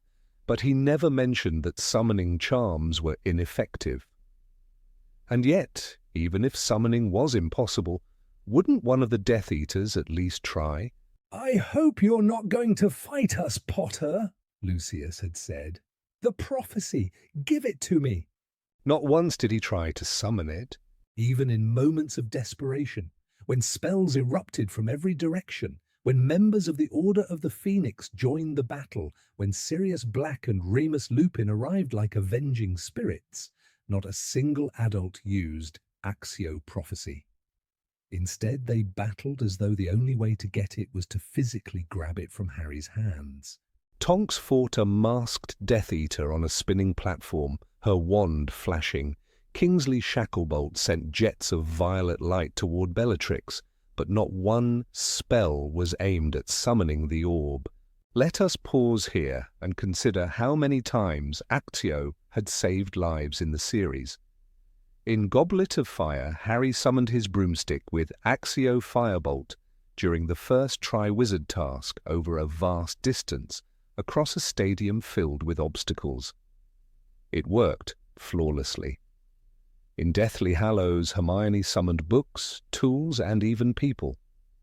The spell is omnipresent, reliable, and never shown to have limits, unless someone directly says so. But again, in the Hall of Prophecies, silence. Was it a narrative oversight? Perhaps. Rowling prioritized tension, and a wand flick would have made for an anticlimactic confrontation. Imagine if Lucius had simply whispered Accio, and the orb flew into his hands. No chase, no loss, no deaths. But that would be logical. And stories often sacrifice logic for drama. But Harry was still learning. His friends were barely older than 16. They too did not attempt to summon it, possibly out of ignorance. But Bellatrix Lestrange, she was known for her cunning. She had escaped Azkaban. She had tortured the Longbottoms. She had killed Sirius. Her not using a summoning charm feels off. There's another theory. Perhaps the prophecies were enchanted against summoning spells only after someone touched them. The hall was clear. Only the subject of a prophecy could remove it from the shelf. Once held, perhaps it was locked to that individual, and thus no magic could move it except that person's will. Yet again, not stated, not even hinted. In Order of the Phoenix, Chapter 35. Beyond the veil, the chaos reaches its peak. Neville's nose is broken. Ginny limps from a hex. The group, scattered, still tries to hold the orb. At one point, Lucius nearly gets his hands on it, but Harry stuns him. The orb slips, caught just in time. The risk of breakage is enormous. A single flick of Accio could have retrieved it safely, but the spell is never spoken. When the prophecy finally breaks, shattering on the stone floor, none of the Death Eaters cry out in realization. Instead, Bellatrix simply screams in fury, "You destroyed it! You destroyed it! Do you know what you've done?" The Order doesn't seem to mourn the loss. Dumbledore later explains it away. The prophecy is gone, but what it said, I know already. His voice is calm, but Sirius Black was already dead by then. One cannot help but wonder, if someone had used the simplest spell in the wizarding world, could the entire tragedy have been avoided? Rowling's world is rich, deep, layered, but moments like this pull the reader back. They remind us that at times characters are puppets, and logic bends to narrative. When Harry summoned the Triwizard Cup in the maze, Accio worked through fog, branches, even magical interference. When Hermione summoned her bag from across the forest, it worked through protective enchantments, but a glowing orb in the hands of a 16-year-old, untouched. This raises a question not just of narrative consistency, but of magical logic. Is there a hierarchy of spells? Are some so sacred, like the containment of prophecy, that they defy the rules? And if so, why not mention it? In the chaos of the Department of Mysteries, Even the members of the order, battle-worn and wise, seemed to forget the simplicity of Accio. Mad-Eye Moody, the master of constant vigilance. McGonagall, who could transfigure objects with a blink. Lupin, ever precise. None of them tried. Becomes more glaring when one remembers how the DA had drilled summoning spells repeatedly. "It's all in the pronunciation and intent," Hermione had said. "Concentration is key." She had guided Neville, of all people, to finally master it. And yet, in the ultimate moment of crisis, her mind never reached for it. Perhaps Rowling didn't forget. Perhaps she trusted her readers to overlook. But for the careful observer, it breaks immersion. Harry's grip on the orb tightened, not because he had to carry it, but because he was never forced to give it up. No spell wrested it from him, no enemy tried, no ally suggested. That silence speaks louder than incantations. And in that silence, Sirius fell. A godfather lost, a soul consumed by the veil. Had someone simply whispered Accio, would he still be alive? Number 26, Hogwarts ghosts know everything but say nothing.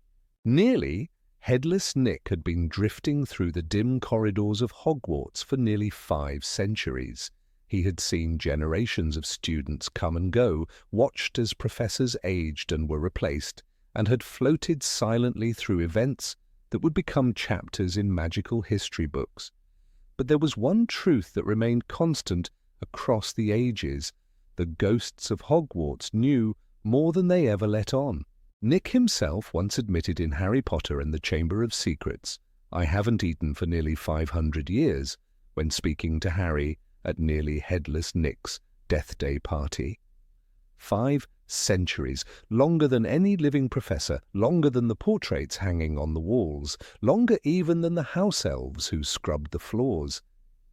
And yet, when danger loomed over the school, when a monster was hunting students in the shadows, Nick and the other ghosts offered nothing but vague warnings or complete silence. The Chamber of Secrets had been opened once before, decades earlier, during the time of a young Tom Riddle. A girl had died. Moaning Myrtle, whose ghost still haunted the girls' bathroom, had been that victim. She had been murdered by the very creature that later attacked students again during Harry Potter's 2nd year. But did Myrtle speak up before tragedy struck again?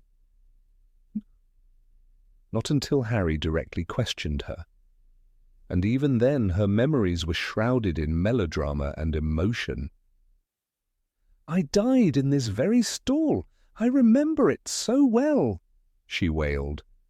Only when pressed did she mention the pair of glowing yellow eyes that had appeared from the sink. Why didn't any of the other ghosts speak up? The Bloody Baron, the terrifying and silent spectre of Slytherin House, surely would have had knowledge of the secret Salazar Slytherin left behind. If there was a ghost who could have pointed to the location of the hidden chamber, perhaps even whispered it to the Slytherins he watched over. It was the Baron. Yet he remained grim and silent, a shadow on the edge of the story. Even the fat friar, jolly and kind-hearted ghost of Hufflepuff House, gave no warning. He welcomed new students with cheer and glided about the castle with laughter in his eyes, but when danger stirred in the pipes of the castle, he said nothing. Surely, in his centuries within the school, he had heard whispers, rumours, perhaps even hints, from portraits or ghosts long past. But no help came. Peeves, though not a ghost, but a poltergeist, knew things. That much is certain. Peeves was everywhere, eavesdropping, spying, causing mischief in places no student or professor could reach. He was invisible when he wanted to be, intangible, unstoppable. If anyone could have seen the monster moving through the castle's pipes or sensed the dark aura behind the attacks, it would have been Peeves. But Peeves thrived on chaos. He wasn't bound by moral obligation. And so when students were being petrified, he merely laughed louder and dropped more chalk on people's heads. But why did the real ghosts, the ones bound by death and memory, stay silent? When Harry spoke to nearly headless Nick during the attacks, Nick was worried, yes, but more about his own posthumous politics, his repeated rejection from the headless hunt, than about the threat facing the school. "Half an inch of skin and sinew holding my neck on, Harry. Most people would think that's good and beheaded," he complained. Meanwhile, students were falling, one by one, to a creature from a myth most had forgotten. Why did no ghost say, "Look to the plumbing"? Why did no spirit warn of the basilisk or mention the voice of the serpent echoing through the walls? And then there were the house elves. Hidden from sight, loyal to the core, the house elves of Hogwarts had cleaned the very pipes the basilisk slithered through. They had polished the sinks, repaired the toilets, scrubbed the walls. Could they truly not know of the monster lurking beneath the school? Dobby, the house elf of the Malfoy family, knew. He warned Harry, desperately trying to save him. "Harry Potter must not go back to Hogwarts School of Witchcraft and Wizardry this year," he cried, in the Dursleys' house. Dobby knew, and he was terrified. But the elves of Hogwarts, not a single whisper. Perhaps they were bound by magic. Perhaps the ghosts, too, were under some ancient enchantment that prevented them from revealing certain truths. After all, Hogwarts was built by 4 of the most powerful witches and wizards in history. Who's to say they did not bind the secrets of the castle with magical oaths? Still, that doesn't explain Myrtle. She spoke, eventually. But not before another attack. Not before Hermione lay frozen in the hospital wing. Not before Colin Creevey was turned to stone. Only then did Harry, Ron, and Hermione piece together the clues Myrtle offered, which led them to the truth. If Myrtle had been asked earlier, if the ghosts had volunteered knowledge, how many attacks might have been prevented? There's an eerie pattern to this silence. When the marauders roamed the halls of Hogwarts, they created a map so detailed it revealed every hidden passage, every moving dot of human presence. How did 4 students, in just a few years, discover more secrets of Hogwarts than ghosts who had been there for centuries? The answer seems simple. The ghosts chose silence. The Grey Lady, ghost of Ravenclaw House, held perhaps the most damning secret of them all, the location of Rowena Ravenclaw's lost diadem, a Horcrux, a piece of Voldemort's soul. She knew where it was hidden, deep in the Room of Requirement, and she told no one until Harry tracked her down during the Battle of Hogwarts. "I stole the diadem," she confessed, "in Harry Potter and the Deathly Hallows. I sought to make myself cleverer, more important than my mother." For decades, no centuries, she kept that secret. She watched as the castle was attacked, as her house suffered, and said nothing. Her silence nearly doomed them all. Why? Perhaps it was shame. The Grey Lady had fled from her mother and died at the hands of the Bloody Baron, who loved her. Perhaps she believed she did not deserve redemption. Or maybe it was pride. A pride so powerful it silenced her even in the face of death and war. Or perhaps it was something darker. What if the ghosts knew secrets not just about the castle, but about its founders? What if they understood that the foundation of Hogwarts was built not only on unity, but on distrust, secrecy, even blood? Slytherin's chamber, Hufflepuff's hidden recipes, Gryffindor's enchanted relics, Ravenclaw's cursed diadem. Maybe the ghosts keep silent because the truth is too dangerous. They may see themselves not as guides to the living, but as guardians of the past. The past, after all, is a heavy burden, and ghosts are the physical manifestation of that burden. They remain tethered to the world because they cannot let go of what was. That same attachment may explain their unwillingness to interfere. They live in memory, not action, to speak, to reveal, to alter the present that might tear open old wounds best left buried. But this isn't just about the chamber or the diadem. When Sirius Black entered Hogwarts in The Prisoner of Azkaban, everyone was on edge. Dementors patrolled the gates. Tension simmered in every hallway. And yet again, the ghosts were silent. They knew every passage, every tunnel. Why didn't they warn Dumbledore that someone had entered through the secret passages? Why didn't the Fat Friar mention anything unusual? Did the Bloody Baron notice something but hold his tongue? In times of greatest need, the ghosts have always been there, but just watching. It's chilling to think that a conversation with nearly headless Nick might have spared lives, or that a whisper from the Grey Lady decades earlier could have prevented Voldemort from becoming immortal. That perhaps the Bloody Baron had seen Tom Riddle wandering the halls late at night, but said nothing. There is a haunting line from the Order of the Phoenix when Harry, newly grief-stricken after the loss of Sirius, asks nearly headless Nick if Sirius will return as a ghost. Nick replies, "He will have gone on." He then adds, "Ghosts are imprints of the departed, left behind because they fear death. If ghosts are the remnants of fear, perhaps they also fear interfering. Perhaps their silence is not a choice born of malice, but one born of fear, of regret, of a pain too deep to act against. And yet the silence remains.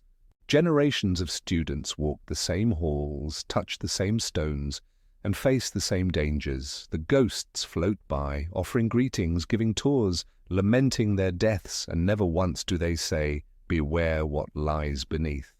The ghosts of Hogwarts are not villains, but they are not innocent either. Their silence has weight. It has cost lives. And it has allowed ancient dangers to survive. They know the truth, and they choose to keep it. Number 27, James and Lily's missing friends. Of all the mysteries scattered throughout the wizarding world, few are as quietly haunting as the question, where did all the friends of James and Lily Potter disappear to after their death? When Harry Potter was left at the doorstep of the Dursleys alone, orphaned and unwanted, no kind wizard knocked on the door to check in. No warm hand ruffled the child's hair. No magical letter arrived to ask how he was doing. This silence, this absence, is not just strange, it's deeply unsettling. James and Lily were not loners. They were beloved members of the original Order of the Phoenix, which, as Sirius Black once explained, had included loads of people, more than 20. Book 5, Order of the Phoenix. And yet, in the years following their murder, it seems as if the entire magical world turned its back on their only child. Why? Sirius Black, James's closest friend, is the most obvious candidate to have taken Harry in. But Sirius, as we know, was imprisoned for supposedly betraying the Potters. However, the rapidity with which Sirius was arrested, without a trial, without due process, raises its own questions. Would Dumbledore, a man of such legendary wisdom and magical power, not have suspected something was amiss? Could he not have ensured Sirius got a fair hearing? Or did he choose to let Sirius rot in Azkaban because it suited another plan? Remus Lupin, gentle, intelligent, and painfully loyal, was another friend who should have come looking, but Lupin simply vanished. He later confesses to Harry, "I was convinced that I must be the last marauder, and not being a very popular or sociable person, I withdrew from the world." Order of the Phoenix. But that doesn't explain his total absence from Harry's life. Remus had known Lily, had shared classes with her. He had once been a beloved uncle figure to Harry in potential, and yet when the child needed someone, anyone, Remus stayed away. Was it shame, fear, or was it something more orchestrated, Then there is Peter Pettigrew, the traitor. The man who actually sold out James and Lily was thought to be dead. But Dumbledore again should have questioned the events surrounding Pettigrew's supposed murder. A single finger found among the wreckage? A conveniently dramatic show in a crowded street? In hindsight, it looks like a trick even a first year could see through. Why didn't anyone look deeper? Beyond the marauders, there were others. Emmeline Vance, Hestia Jones, Sturgis Podmore, Dorcas Meadows, Frank and Alice Longbottom, all members of the Order, some dead, yes, but not all. Were they all too busy, too broken by war? Even Arabella Figg, a squib who lived just a few streets away from the Dursleys, kept her distance. It's revealed in Order of the Phoenix that Dumbledore placed her there to watch over Harry, and yet she didn't even say hello. She never offered a warm meal or a comforting smile. Was she under orders not to? Was that for Harry's protection or his isolation? We know that Dumbledore orchestrated the entire plan to place Harry with the Dursleys. He argued that the blood protection of Lily's sacrifice could only be sealed by placing the child with her sister, Petunia. While you can still call home the place where your mother's blood dwells, he explained, there he cannot touch you, half-blood prince. But even with that magic in place, why forbid any contact? Couldn't a disguised visit be arranged? A birthday card? A wizard lurking behind a tree during primary school just to be sure he's all right? Mundungus Fletcher, the shady, unreliable Order member, was caught stealing cauldrons and dodging responsibility, yet he was trusted with guarding Harry in Order of the Phoenix. Why not someone closer to the Potters? Why wasn't Remus chosen sooner? Why not someone like Elphias Doge, who had known Lily and James through Dumbledore? One explanation might lie in the nature of Dumbledore himself. He was a master manipulator, a chess player who thought in decades, not days. He once admitted to Harry, "I cared about you too much. I have watched you struggling under more burdens than any student who has ever passed through this school." Order of the Phoenix. Perhaps his care made him cruel. He thought that by isolating Harry, he could build a warrior. But at what cost? Sirius, when he finally sees Harry again in Prisoner of Azkaban, tells him, "I thought you would come and live with me." And Harry, wide-eyed, replies, "Are you insane? Of course I want to leave the Dursleys." It's a moment of potential escape. But again, fate or planning intervenes. Sirius must flee. The system closes its doors. In Goblet of Fire, when Harry returns from the graveyard, traumatized and bleeding, it is Molly Weasley who rushes to him first, not anyone from his parents' past, not someone who had fought beside James and Lily, and even the Weasleys, kind as they are, never told Harry about his parents in detail. Why? Why did no one tell him what they were like? He often describes them in fragments, a father who played Quidditch, a mother who loved him. But where were the stories? The photographs? The laughter? There's also a strange silence from Hogwarts staff. Professor McGonagall, who had held baby Harry in her arms the night his parents died, doesn't speak of James or Lily to him until many years later. Hagrid, who rescued Harry from the ruins of Godric's Hollow, is perhaps the only one who acts with emotional truth. "I brought ye here," he says in Philosopher's Stone, "on Dumbledore's orders. Got him out just before the Muggles started swarming all over the place." But even Hagrid never visits him until Harry turns 11. What's most tragic is that Harry himself believes year after year that no one wants him. He wonders if he was too much trouble, if he was just a burden. "No one ever wrote to me," he tells Ron in their first year. "No one ever told me anything." He wears hand-me-downs, eats scraps and sleeps in a cupboard, while the magical world debates whether he is their savior. And all the while, the people who knew his parents, who laughed with them, fought beside them, stay silent. Perhaps the war shattered these people beyond repair. Or perhaps they were simply afraid. The trauma of Voldemort's reign left many scarred. But it's difficult to believe that not one person, in 10 years, found the courage to visit Privet Drive. Not one dared to knock on the door and say, "I knew your mother." When Remus finally returns to Harry's life in Prisoner of Azkaban, he becomes a beloved mentor. But the gap remains. Why did he wait so long? Why did Dumbledore permit this silence?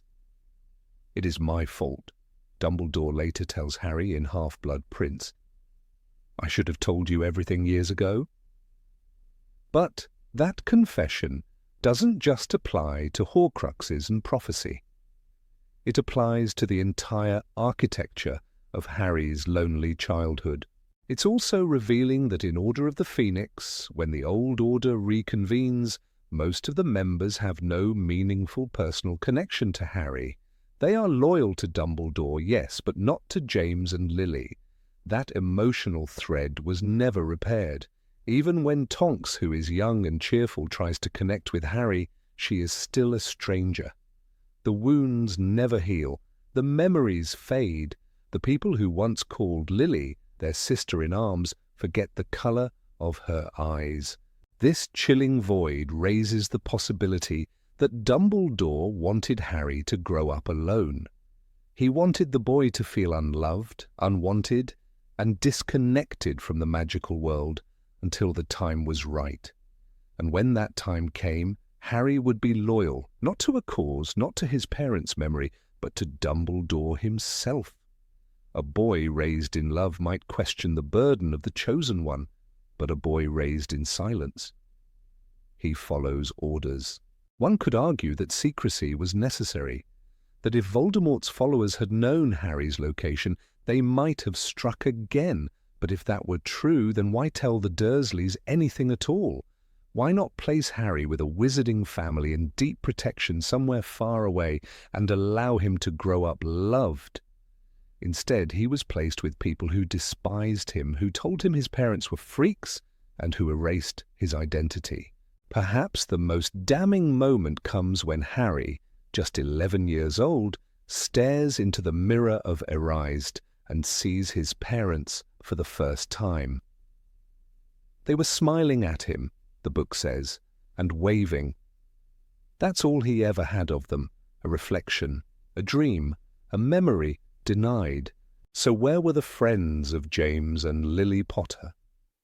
They were there, somewhere in the shadows, watching, waiting, silent. Their absence echoes louder than any battle cry. It is the space between the words, the question never asked. In a world full of magic, their silence was the greatest curse of all. Number 28. Memory charms, the scariest magic no one regulates. In the world of magic, where dragons fly and time can be turned with a necklace, there is a spell more terrifying than any beast or dark curse, a spell so simple, so elegant, that it often slips under the radar of fear. Obliviate. A single word, a flick of the wand, and entire lifetimes vanish like smoke in the wind. No pain, no blood, just silence. And yet, for all its horror, this spell is as casual in its use as Accio or Lumos. The danger lies not in the spell's power, but in its subtlety. When someone is cursed with Crucio, we recoil. When someone is struck with Avada Kedavra, we mourn. But when a memory is erased, the crime disappears with it. There is no body, no scream, no visible trace, just a void. And the wizarding world seems curiously comfortable with this void. Take Gilderoy Lockhart, a name that should make every witch and wizard question the ethics of memory magic. He wasn't a dark wizard, not in the traditional sense. He smiled, signed autographs, wore extravagant robes. And behind that perfect smile, a thief, not of gold, but of stories, of triumphs, and of the very minds that earned them. "I'm rather gifted with memory charms," Lockhart confessed in Chamber of Secrets. Gifted indeed. He obliterated the memories of brave witches and wizards who had risked their lives to defeat dark creatures and took their tales as trophies. He built a career, a legacy, on the ruins of stolen minds. And yet where was the outrage? Where was the ministry? Where were the auras? Lockhart walked freely, bathed in fame, earning awards and fans while his victims sat at home, or in St. Mungo's, minds shattered, lives hollowed out. He wasn't prosecuted because no one remembered the crime. And that precisely is the danger of Obliviate. It doesn't just erase memories, it erases justice. Consider also the case of Bertha Jorkins, an employee of the Department of Magical Games and Sports. Before her tragic encounter with Lord Voldemort, Bertha's mind had already been damaged by a memory charm placed by Bartemius Crouch Sr. Why? Because she knew too much. A simple truth. She had overheard secrets, dangerous secrets, about Barty Crouch Jr. being alive. And rather than trust the law, Crouch Sr. trusted Obliviate, but he didn't just erase a memory, he damaged her permanently.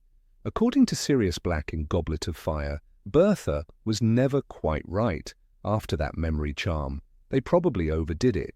She was used, discarded, and ultimately died for a truth she couldn't even remember. So why, in a world so afraid of Imperius, is Obliviate not equally feared? The unforgivable curses, Avada Kedavra, Crucio, and Imperio, are branded so for good reason. They destroy life, will, and dignity. But if a person's memories, who they are, what they've lived through, can be stripped away without punishment, how is that any less than murder of the self?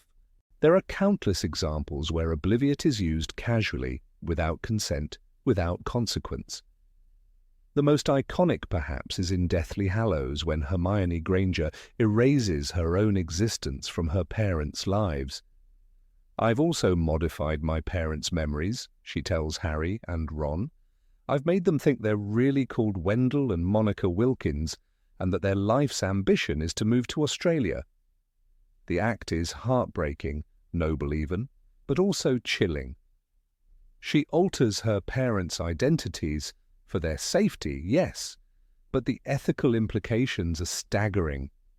Two people's reality rewritten without their knowledge, and what if something went wrong? What if she died? Would they live the rest of their lives believing they were someone else, never knowing they had a daughter? Even more disturbing is the use of Obliviate on Muggles. The Ministry's Department of Magical Accidents and Catastrophes has an entire branch, the Obliviator Headquarters, dedicated to erasing Muggle memories. Every time a dragon escapes, a broom crashes, or magic leaks into the non-magical world, the response is not dialogue, not diplomacy, but deletion, memory wipes, rewrites, a cover-up masquerading as peace. Take the Dursleys, Harry's own relatives. In Order of the Phoenix, Moody threatens Uncle Vernon, "We're not going to obliviate you, not this time, but if you do anything to upset Harry..." The threat is real. It's used like a gun pressed to a temple. What kind of society holds that kind of power over non-magical people? And more importantly, who watches the watchers? No one seems to ask how many memories are lost that shouldn't be. How many times do wizards make mistakes with memory charms? We're told that Gilderoy Lockhart's own spell backfired when Ron's broken wand turned the spell on him. He lost everything, his fame, his ego, even his name. At St. Mungo's, he proudly shows Harry and friends his autograph, still convinced he's someone important. "If you got a camera, he'll sign an autograph," the healer explains with a sad smile. It's funny on the surface, but beneath it is tragedy. Lockhart's crime erased his victims, his punishment erased himself.